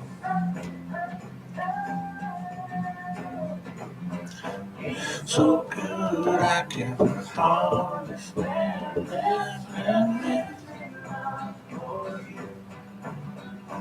From now on, that's all I want to do. From the first time we met, I knew. I take my everything's all love.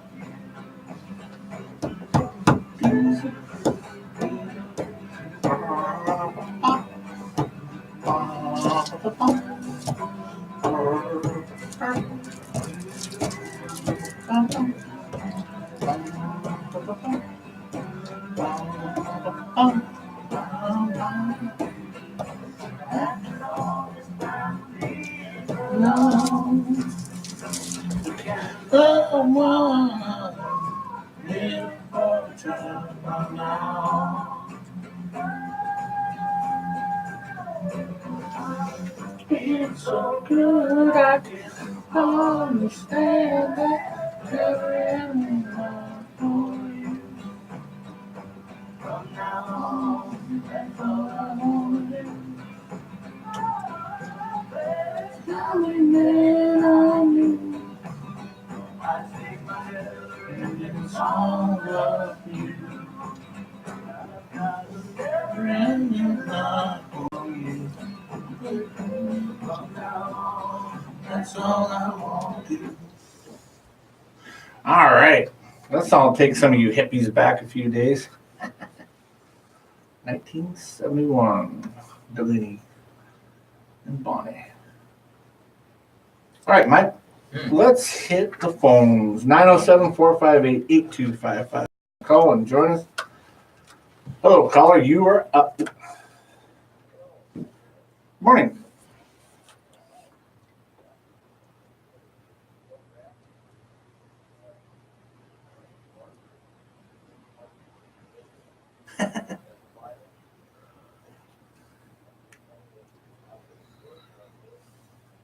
We can't.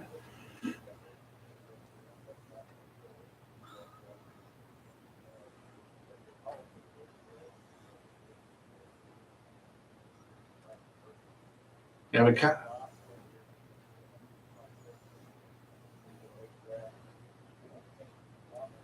Sure.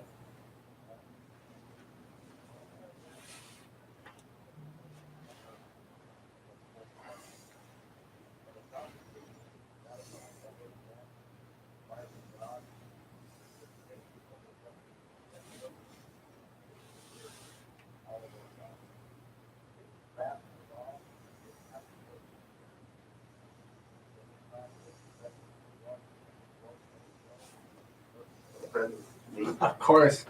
It's the Illuminati.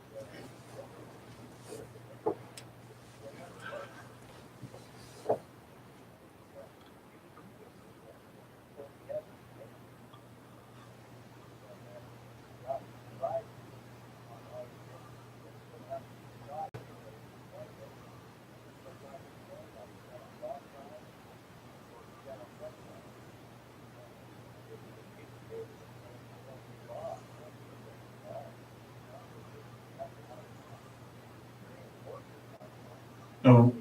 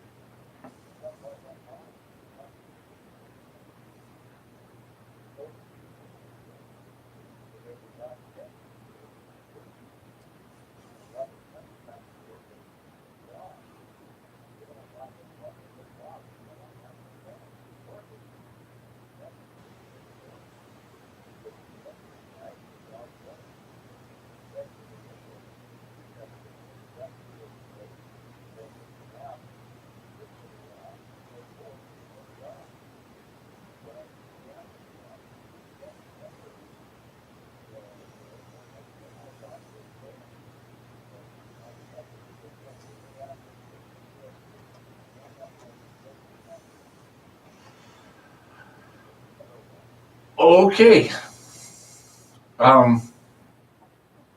Are you? Ready to hang up? Oh, that's not what I wanted them to do.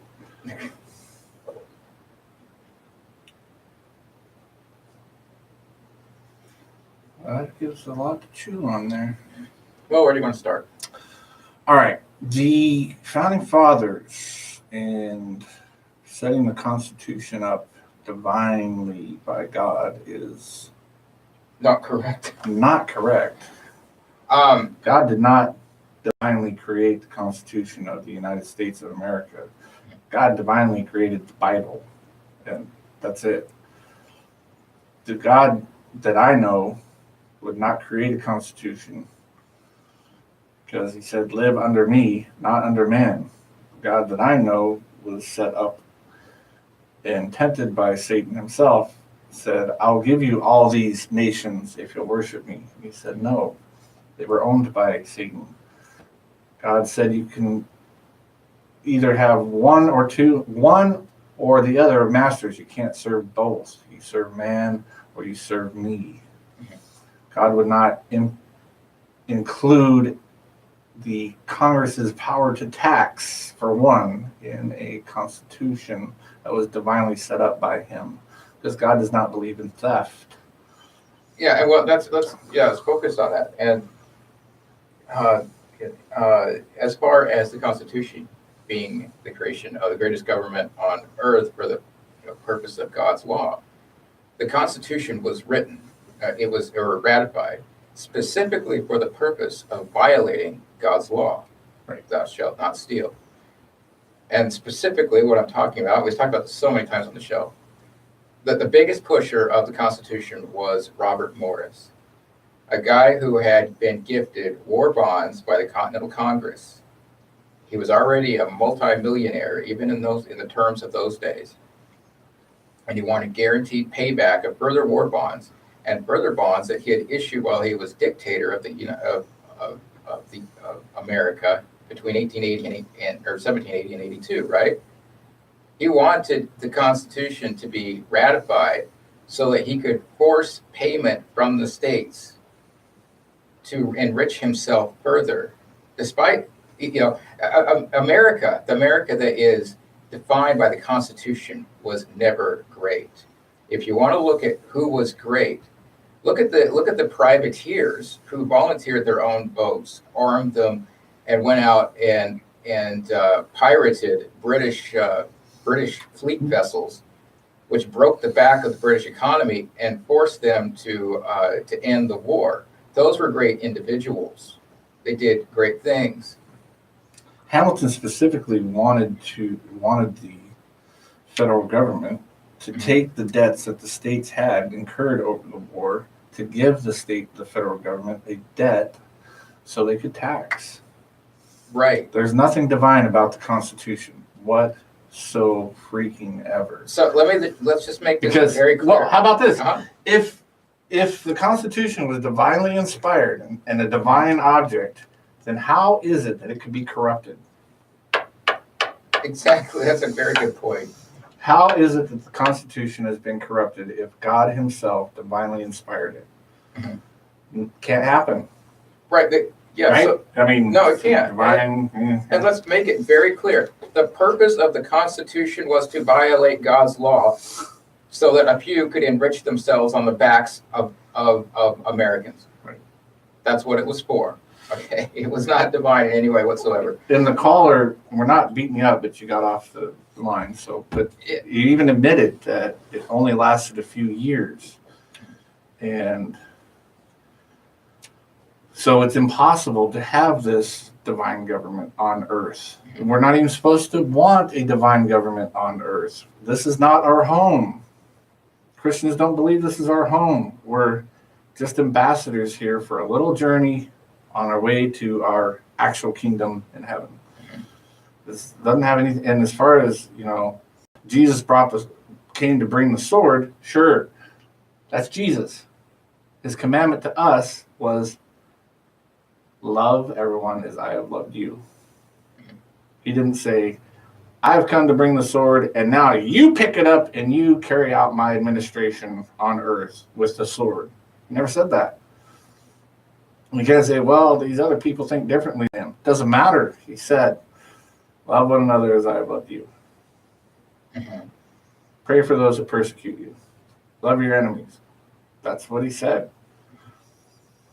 He brought the sword of the division, but that's him. We aren't him. And as far as like anarchists, you're talking about left anarchists that want chaos and misery to set up their own government. That's a totally different. They're not really anarchists even. They're chaos. Well, the chaos that they want to bring is to set up their own type of government.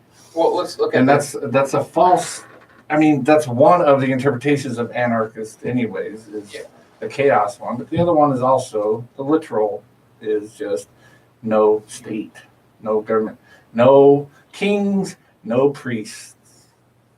Well, yeah, and the order out of chaos. That's actually a natural occurrence anyway. You know, order systems do arise out of chaos.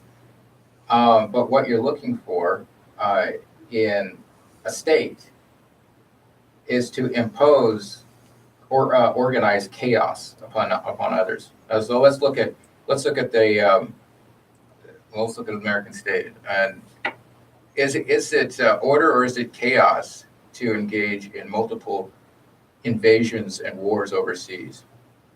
Is it is that order or chaos, Josh? I mean, seems pretty chaotic over there, doesn't it? Seems to be. And in fact, it's so bad that they have consequences from their chaos, that they have more chaos come out of it. And as far as having Levitical law and all that kind of stuff, and I mean, we don't want to have a theocracy here on earth. We're never told to do that. We're never told to make heaven here on earth. We're never told to bring God's kingdom here on earth. Store yourself up treasures in heaven, not on earth, where moth and rust destroy. And I think we just read from Ezekiel 20:25. Moreover, I gave them statutes that were not good and rules by which they could not have life. The opposite of having life is death. Mm-hmm. Right.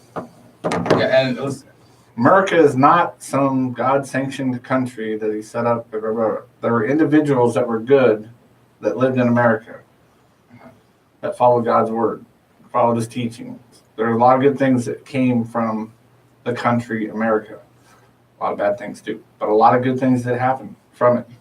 A lot of good people and individuals doing individual acts, but it has nothing to do with the government. In fact, these things happen in spite of the government. And even by his mission, the greatest government inspired by God himself to ever be on the face of the earth only lasted a couple years. So it is impossible. right, and to take a look at order versus chaos, you know, in America we have some order as a result of the market, right? And so let's go to a place that was completely chaotic, and the state went in and tried to bring order. And so let's look at Fallujah. America bombed Fallujah, a place that had its own market, where people did get along, right? And supposedly, yeah, got along. Bombed it to smithereens.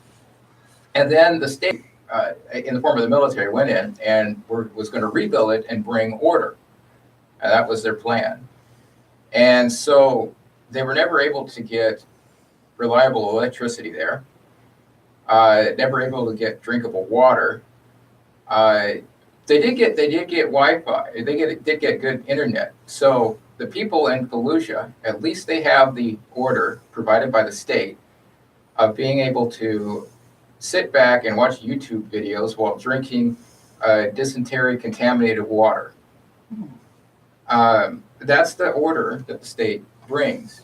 When you're talking about markets, bring order. Right. People working together for their own mutual benefits brings order. But when you have one group of people or one person deciding the order that he wants and creating a state to impose that desire upon the rest, you have disorder and filth. Well, we have a phone order also, Mike. So let's take it. 907-458-8255. This is the last hour of Patriots Lament. So if you want to get on, better call now. Hello, caller. You're up next. Hello, Cecily. Good.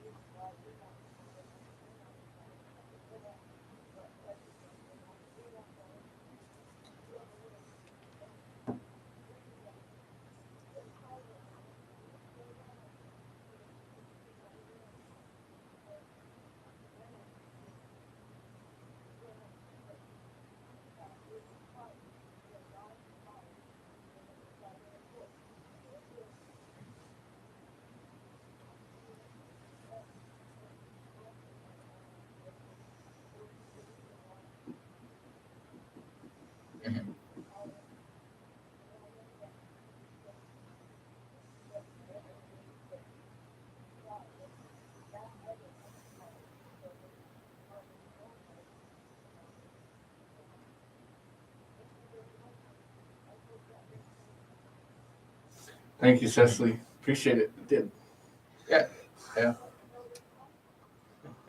No, don't need one.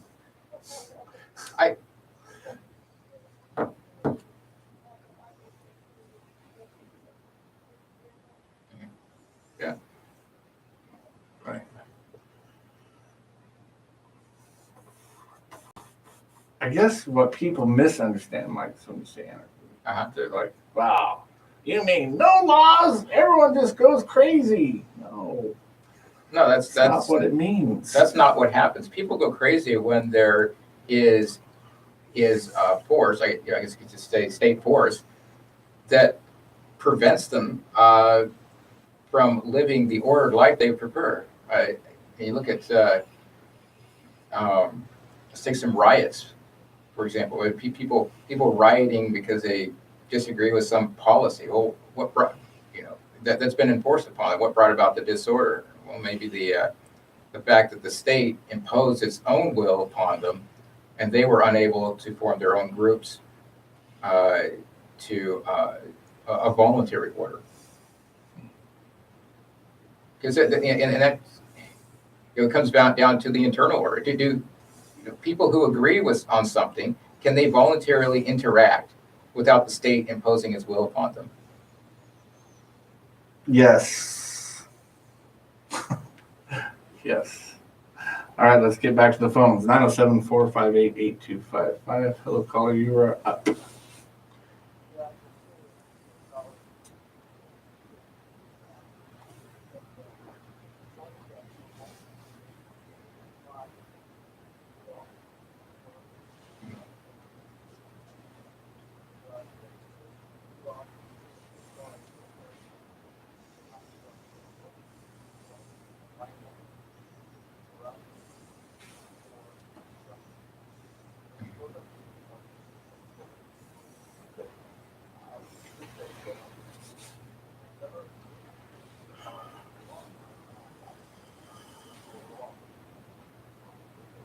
Great.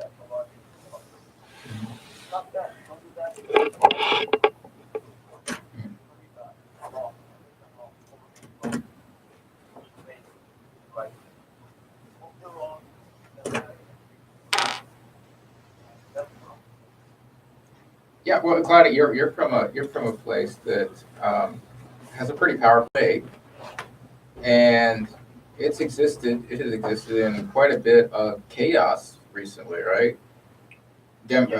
Demonstrations, riots, massive pollution as a result of the socialist mentality of the state masters. So the state is what brought the chaos to your home country. Would you say that's correct? Yeah, exactly.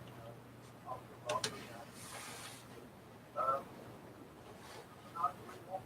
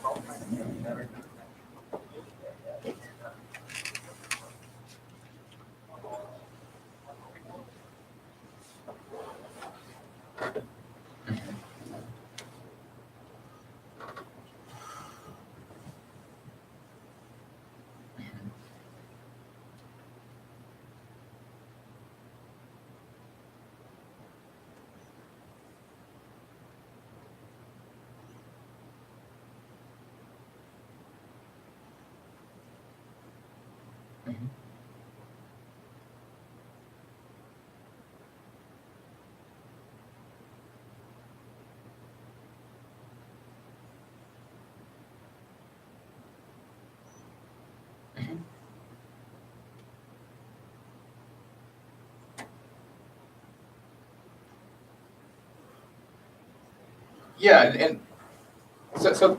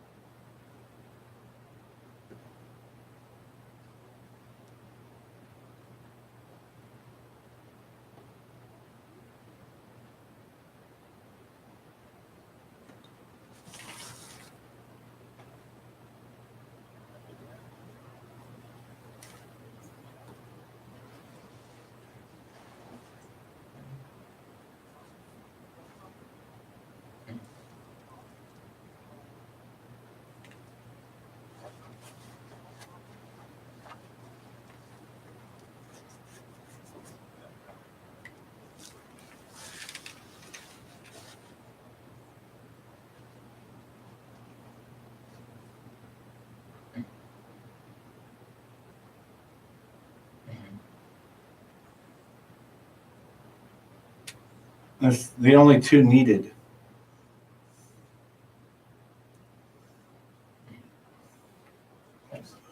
Thank you, Claudio. All right, 907-458-8255 is the number if you want to call in.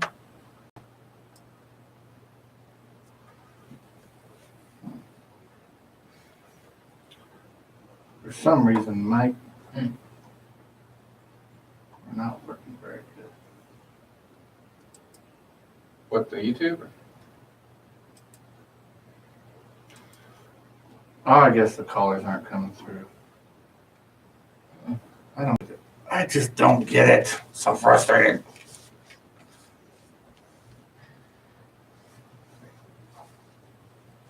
You have a jack that if you plug the headphones in, you can hear everything. Uh-huh. Then, for some reason,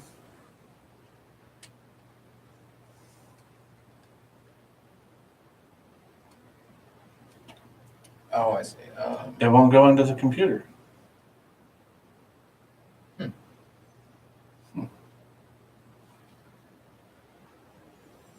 don't know. We'll have to fix that. What ticks me off? At least work on it.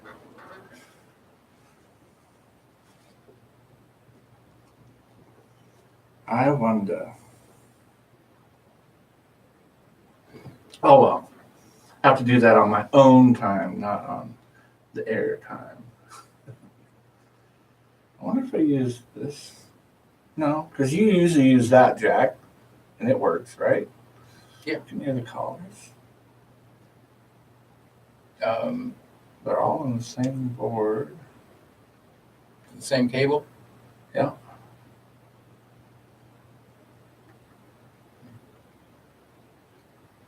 They can hear us, but not callers. And they couldn't hear Dave. So none of this makes sense to me.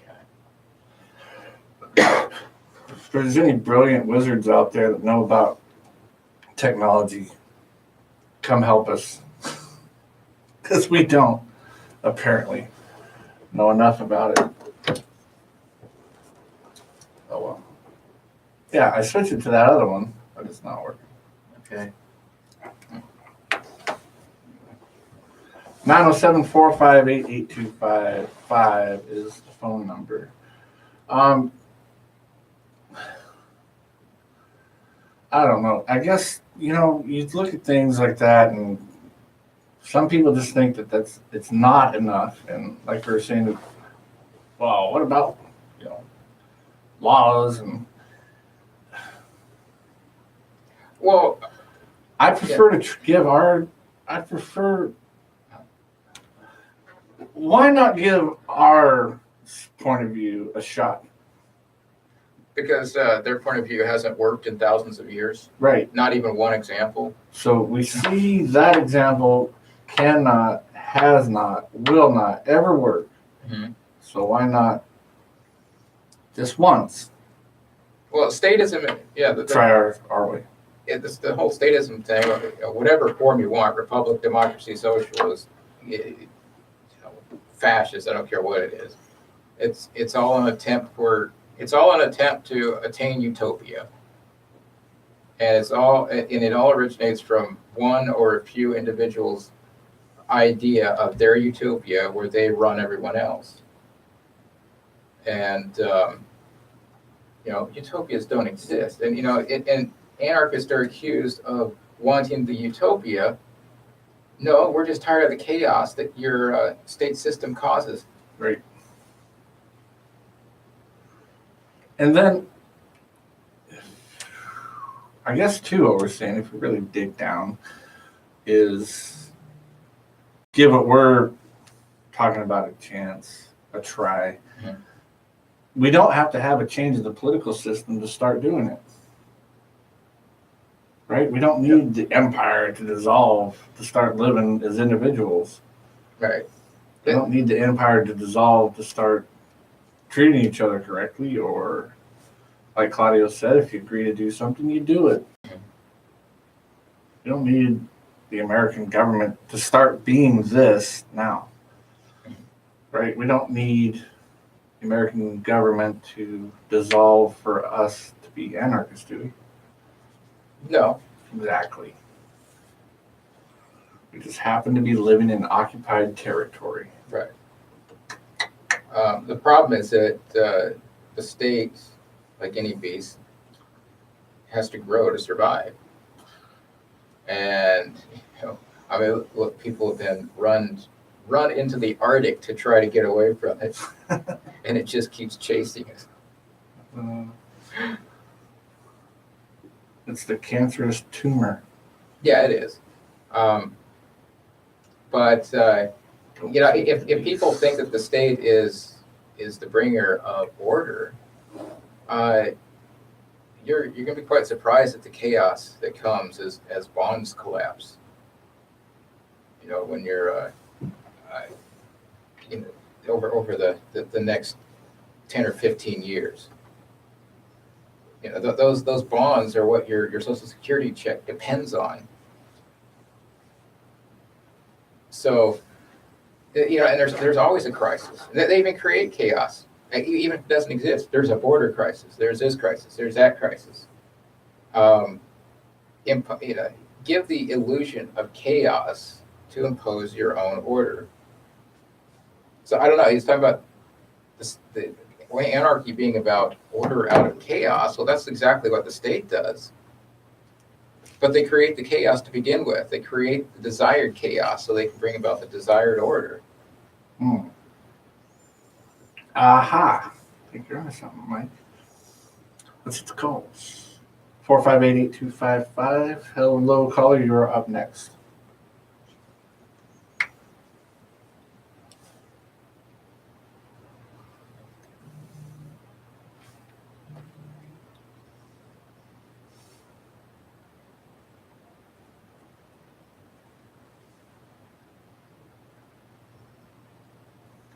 Absolutely. Thank you. That is true. Hello, caller. You are up next. Hello.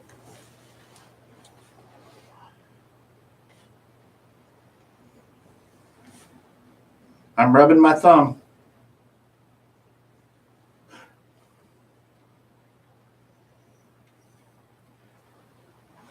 Nope. All right.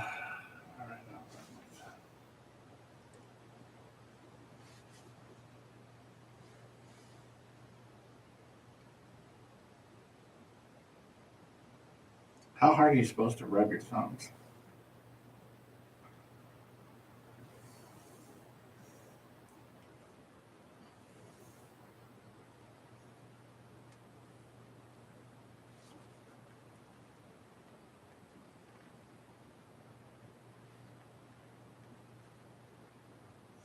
If you rub both your thumbs together, don't you get twice the action?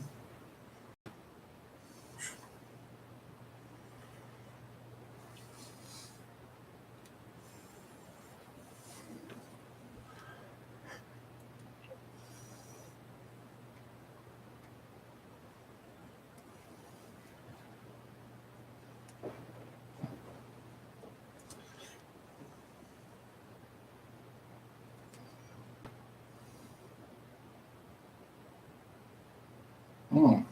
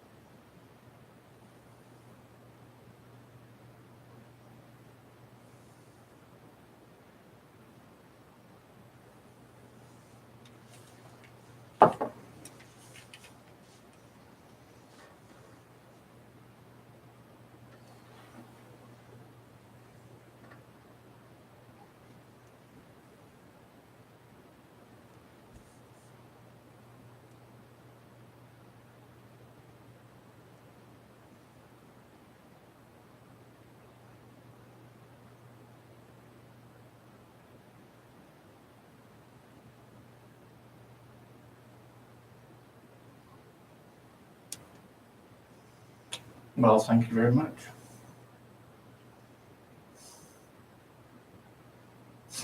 Thank you.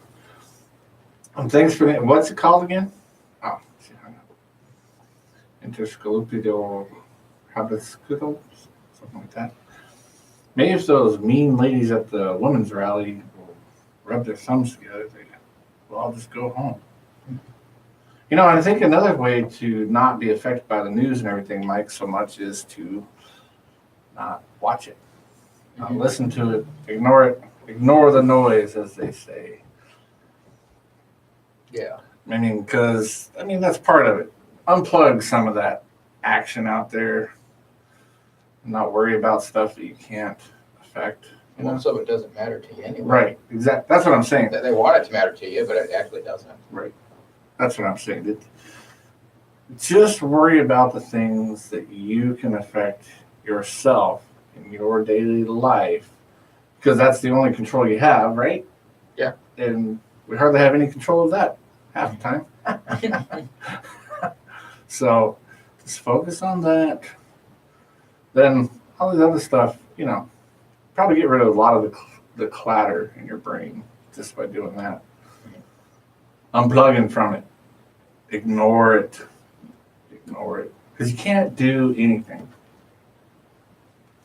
I mean, despite the fact they tell us that your one vote counts, yeah, I don't think so. Or how you're going to change the world, or all these things. You're not going to. The only thing you can affect is your own little world, and that world's really small compared to all the garbage that you can listen to or hear or watch on the news. So why get frustrated about something you just can't control? Yeah, it's not gonna change it in any way whatsoever. All it does is change you for the worse. Right. It may even end your life sooner than it would have without that stress. Mm-hmm. Because that is what it is. Stress kills. Yeah. You want some stress? Listen to the top of the news. Yeah, that's Top another. of the hour news. Well, that's what the state wants. The state is something that survives off the lower brain emotions, the fear response, fight or flight response. So they want the fight or flight response in you because that's when you call upon the state to, oh, please protect me from those savages coming across the border. The latest story that I saw. The headline that I saw was it prayer rugs being found near the border. Oh, yeah. You see that one? Yep, I sure did. I was going to bring that up too. Was that? Yeah. 2 prayer rugs were found. Oh, wow. Two scrap carpet. Probably because they didn't want to sit on the hot sand in the desert. Yeah. But no. The state comes up with a story that says menacing as possible. It's evil Muslim terrorists coming across the border to kill everyone. Well, doesn't it get cold in the desert at night? Oh, yeah, but So maybe it's just a blanket. it could have been. Maybe it was a bedroll. Yeah, just to keep them off the sand. I don't know. Keep them off the dirt. Prayer blankets. I've seen cowboys in cowboy movies. There's a Muslim agenda right there, Mike. They pull that prayer rug off their saddle and it could be. They sit on it. It could have been some just debris that was picked up by dust devils and dropped in the desert. Yeah, I did see that. But and that was one of the things that we need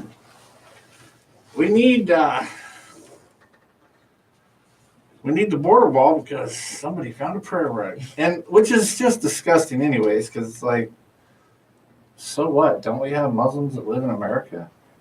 Yeah, well, they don't even know it's a prayer rug. I know that, but I mean, even if it was, does that automatically mean somebody evil with evil intentions?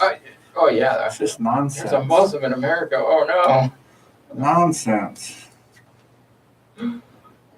So yeah, it's all about appealing to your fear response, and that itself should be proof that the state is not there to bring you order. Right. It's so silly.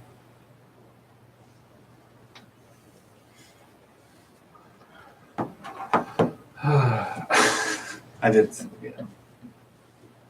Trump made some good lemonade out of the prayer rug, though. Oh yeah, he's going crazy off of it. Yeah. I am a little upset that he's not going to give his speech till after we're done. Maybe we should hang over and give it. I doubt it's going to be anything. I wanted to mock him so bad. It's probably going to be something similar to the last speech he gave, whatever.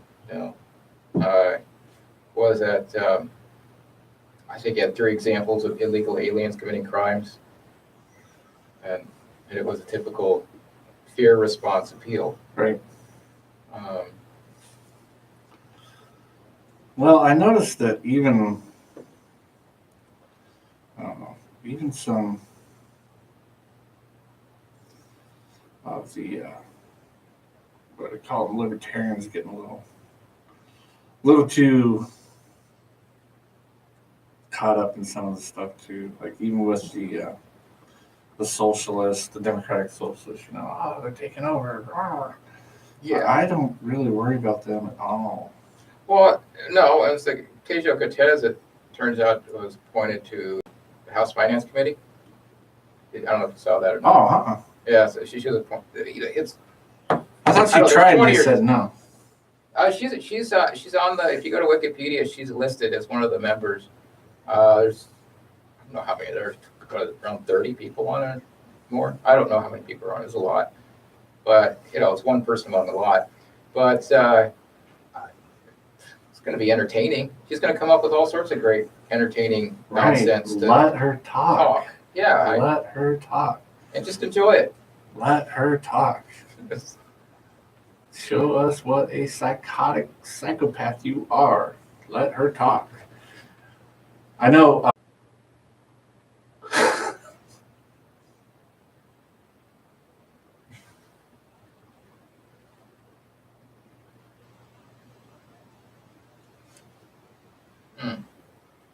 Maybe so.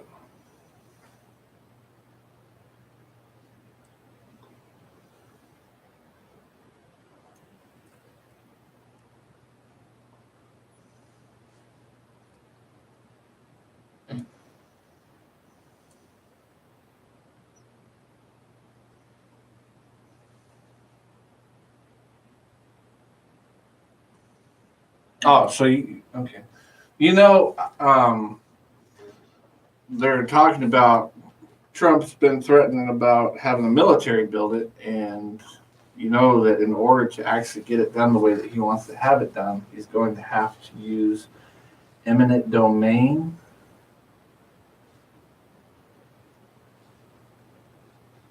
Right? Mhm. Yeah. Yeah. Like tens of thousands of linear, no, not tens. I forget what it is. Several thousand acres that he would have to confiscate under eminent domain. Yeah. And, you know, if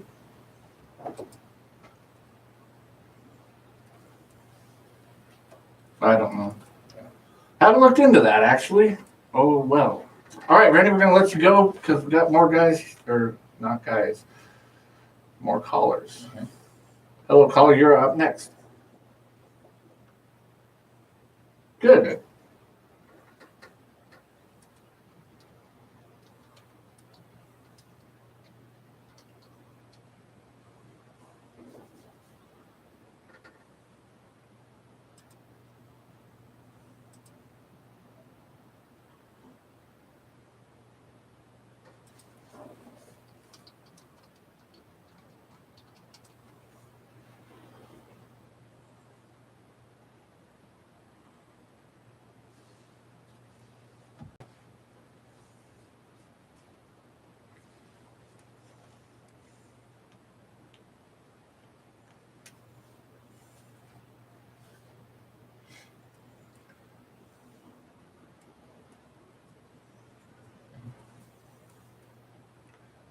Right.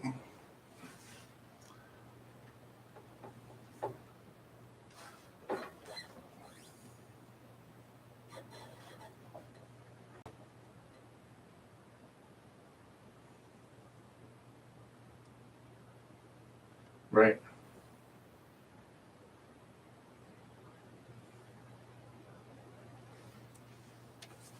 Yep.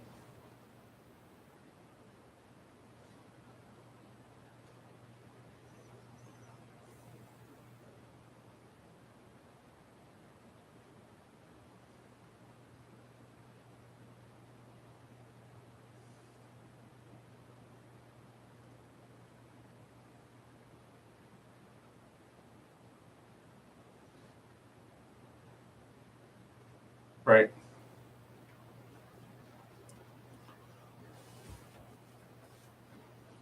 Certainly doesn't seem to have taken much time to read it, at least.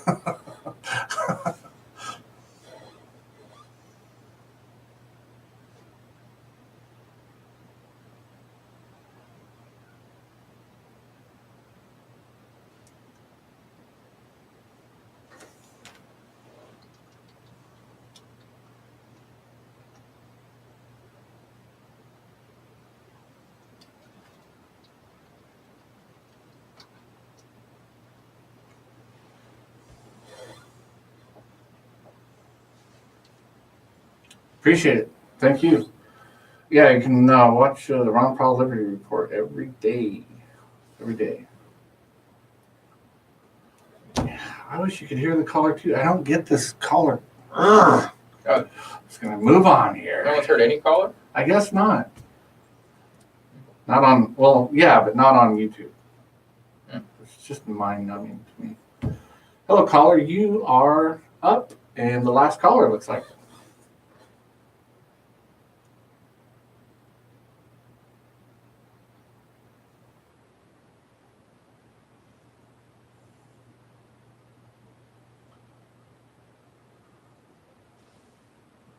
Oh, right. Mhm.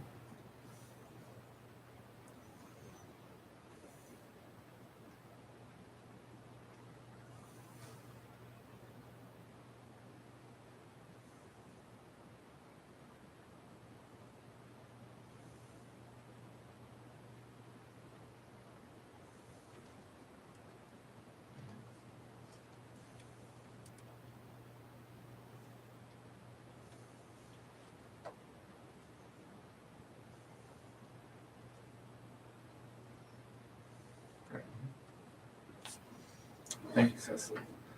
I think, Mike, what it shows, so like the caller was saying, a way to stop immigration, obviously, would be to get rid of the payoffs, get rid of the welfare and stuff like that, Mhm.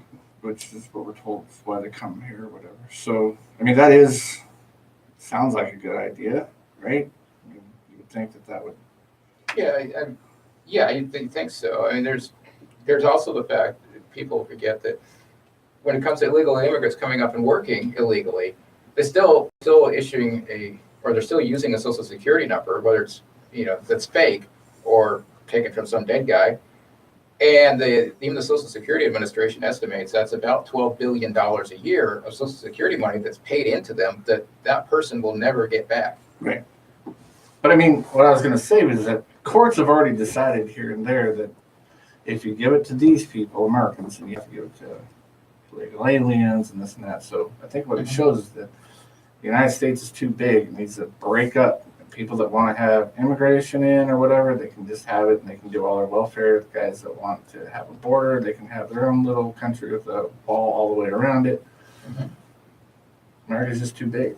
I don't have a problem with the wall. If someone wants to build a wall around their property, go ahead. Right.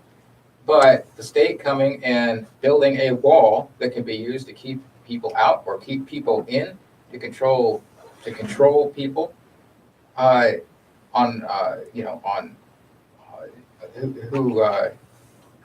who are on non-private property. That's where you're going to get East Germany. Yeah. They can decide. All right. So.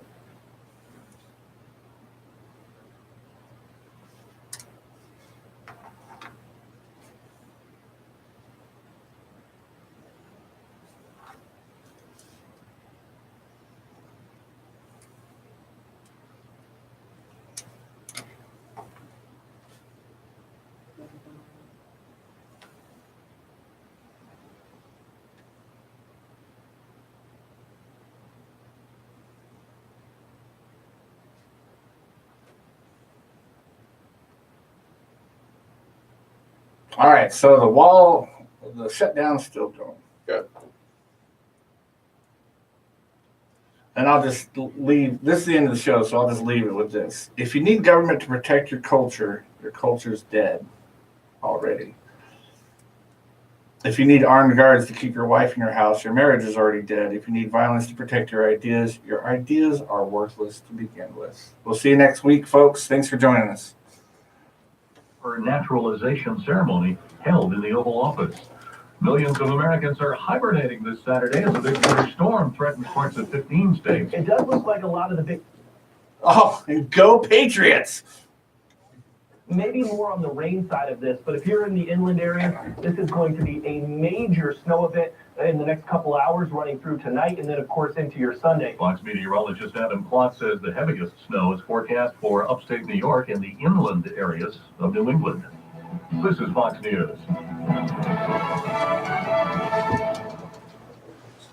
Fox Nation is the place for exclusive content you can't get anywhere else. New opinion shows from Laura Ingraham, Tucker Carlson, and Tommy Lahren you can only get by signing up for Fox Nation. Plus, the real stories behind the headlines. Documentaries on Chappaquiddick, Jimmy Hoffa, and more that you'll only find on Fox Nation. More of the opinion done right you crave? It's on Fox Nation.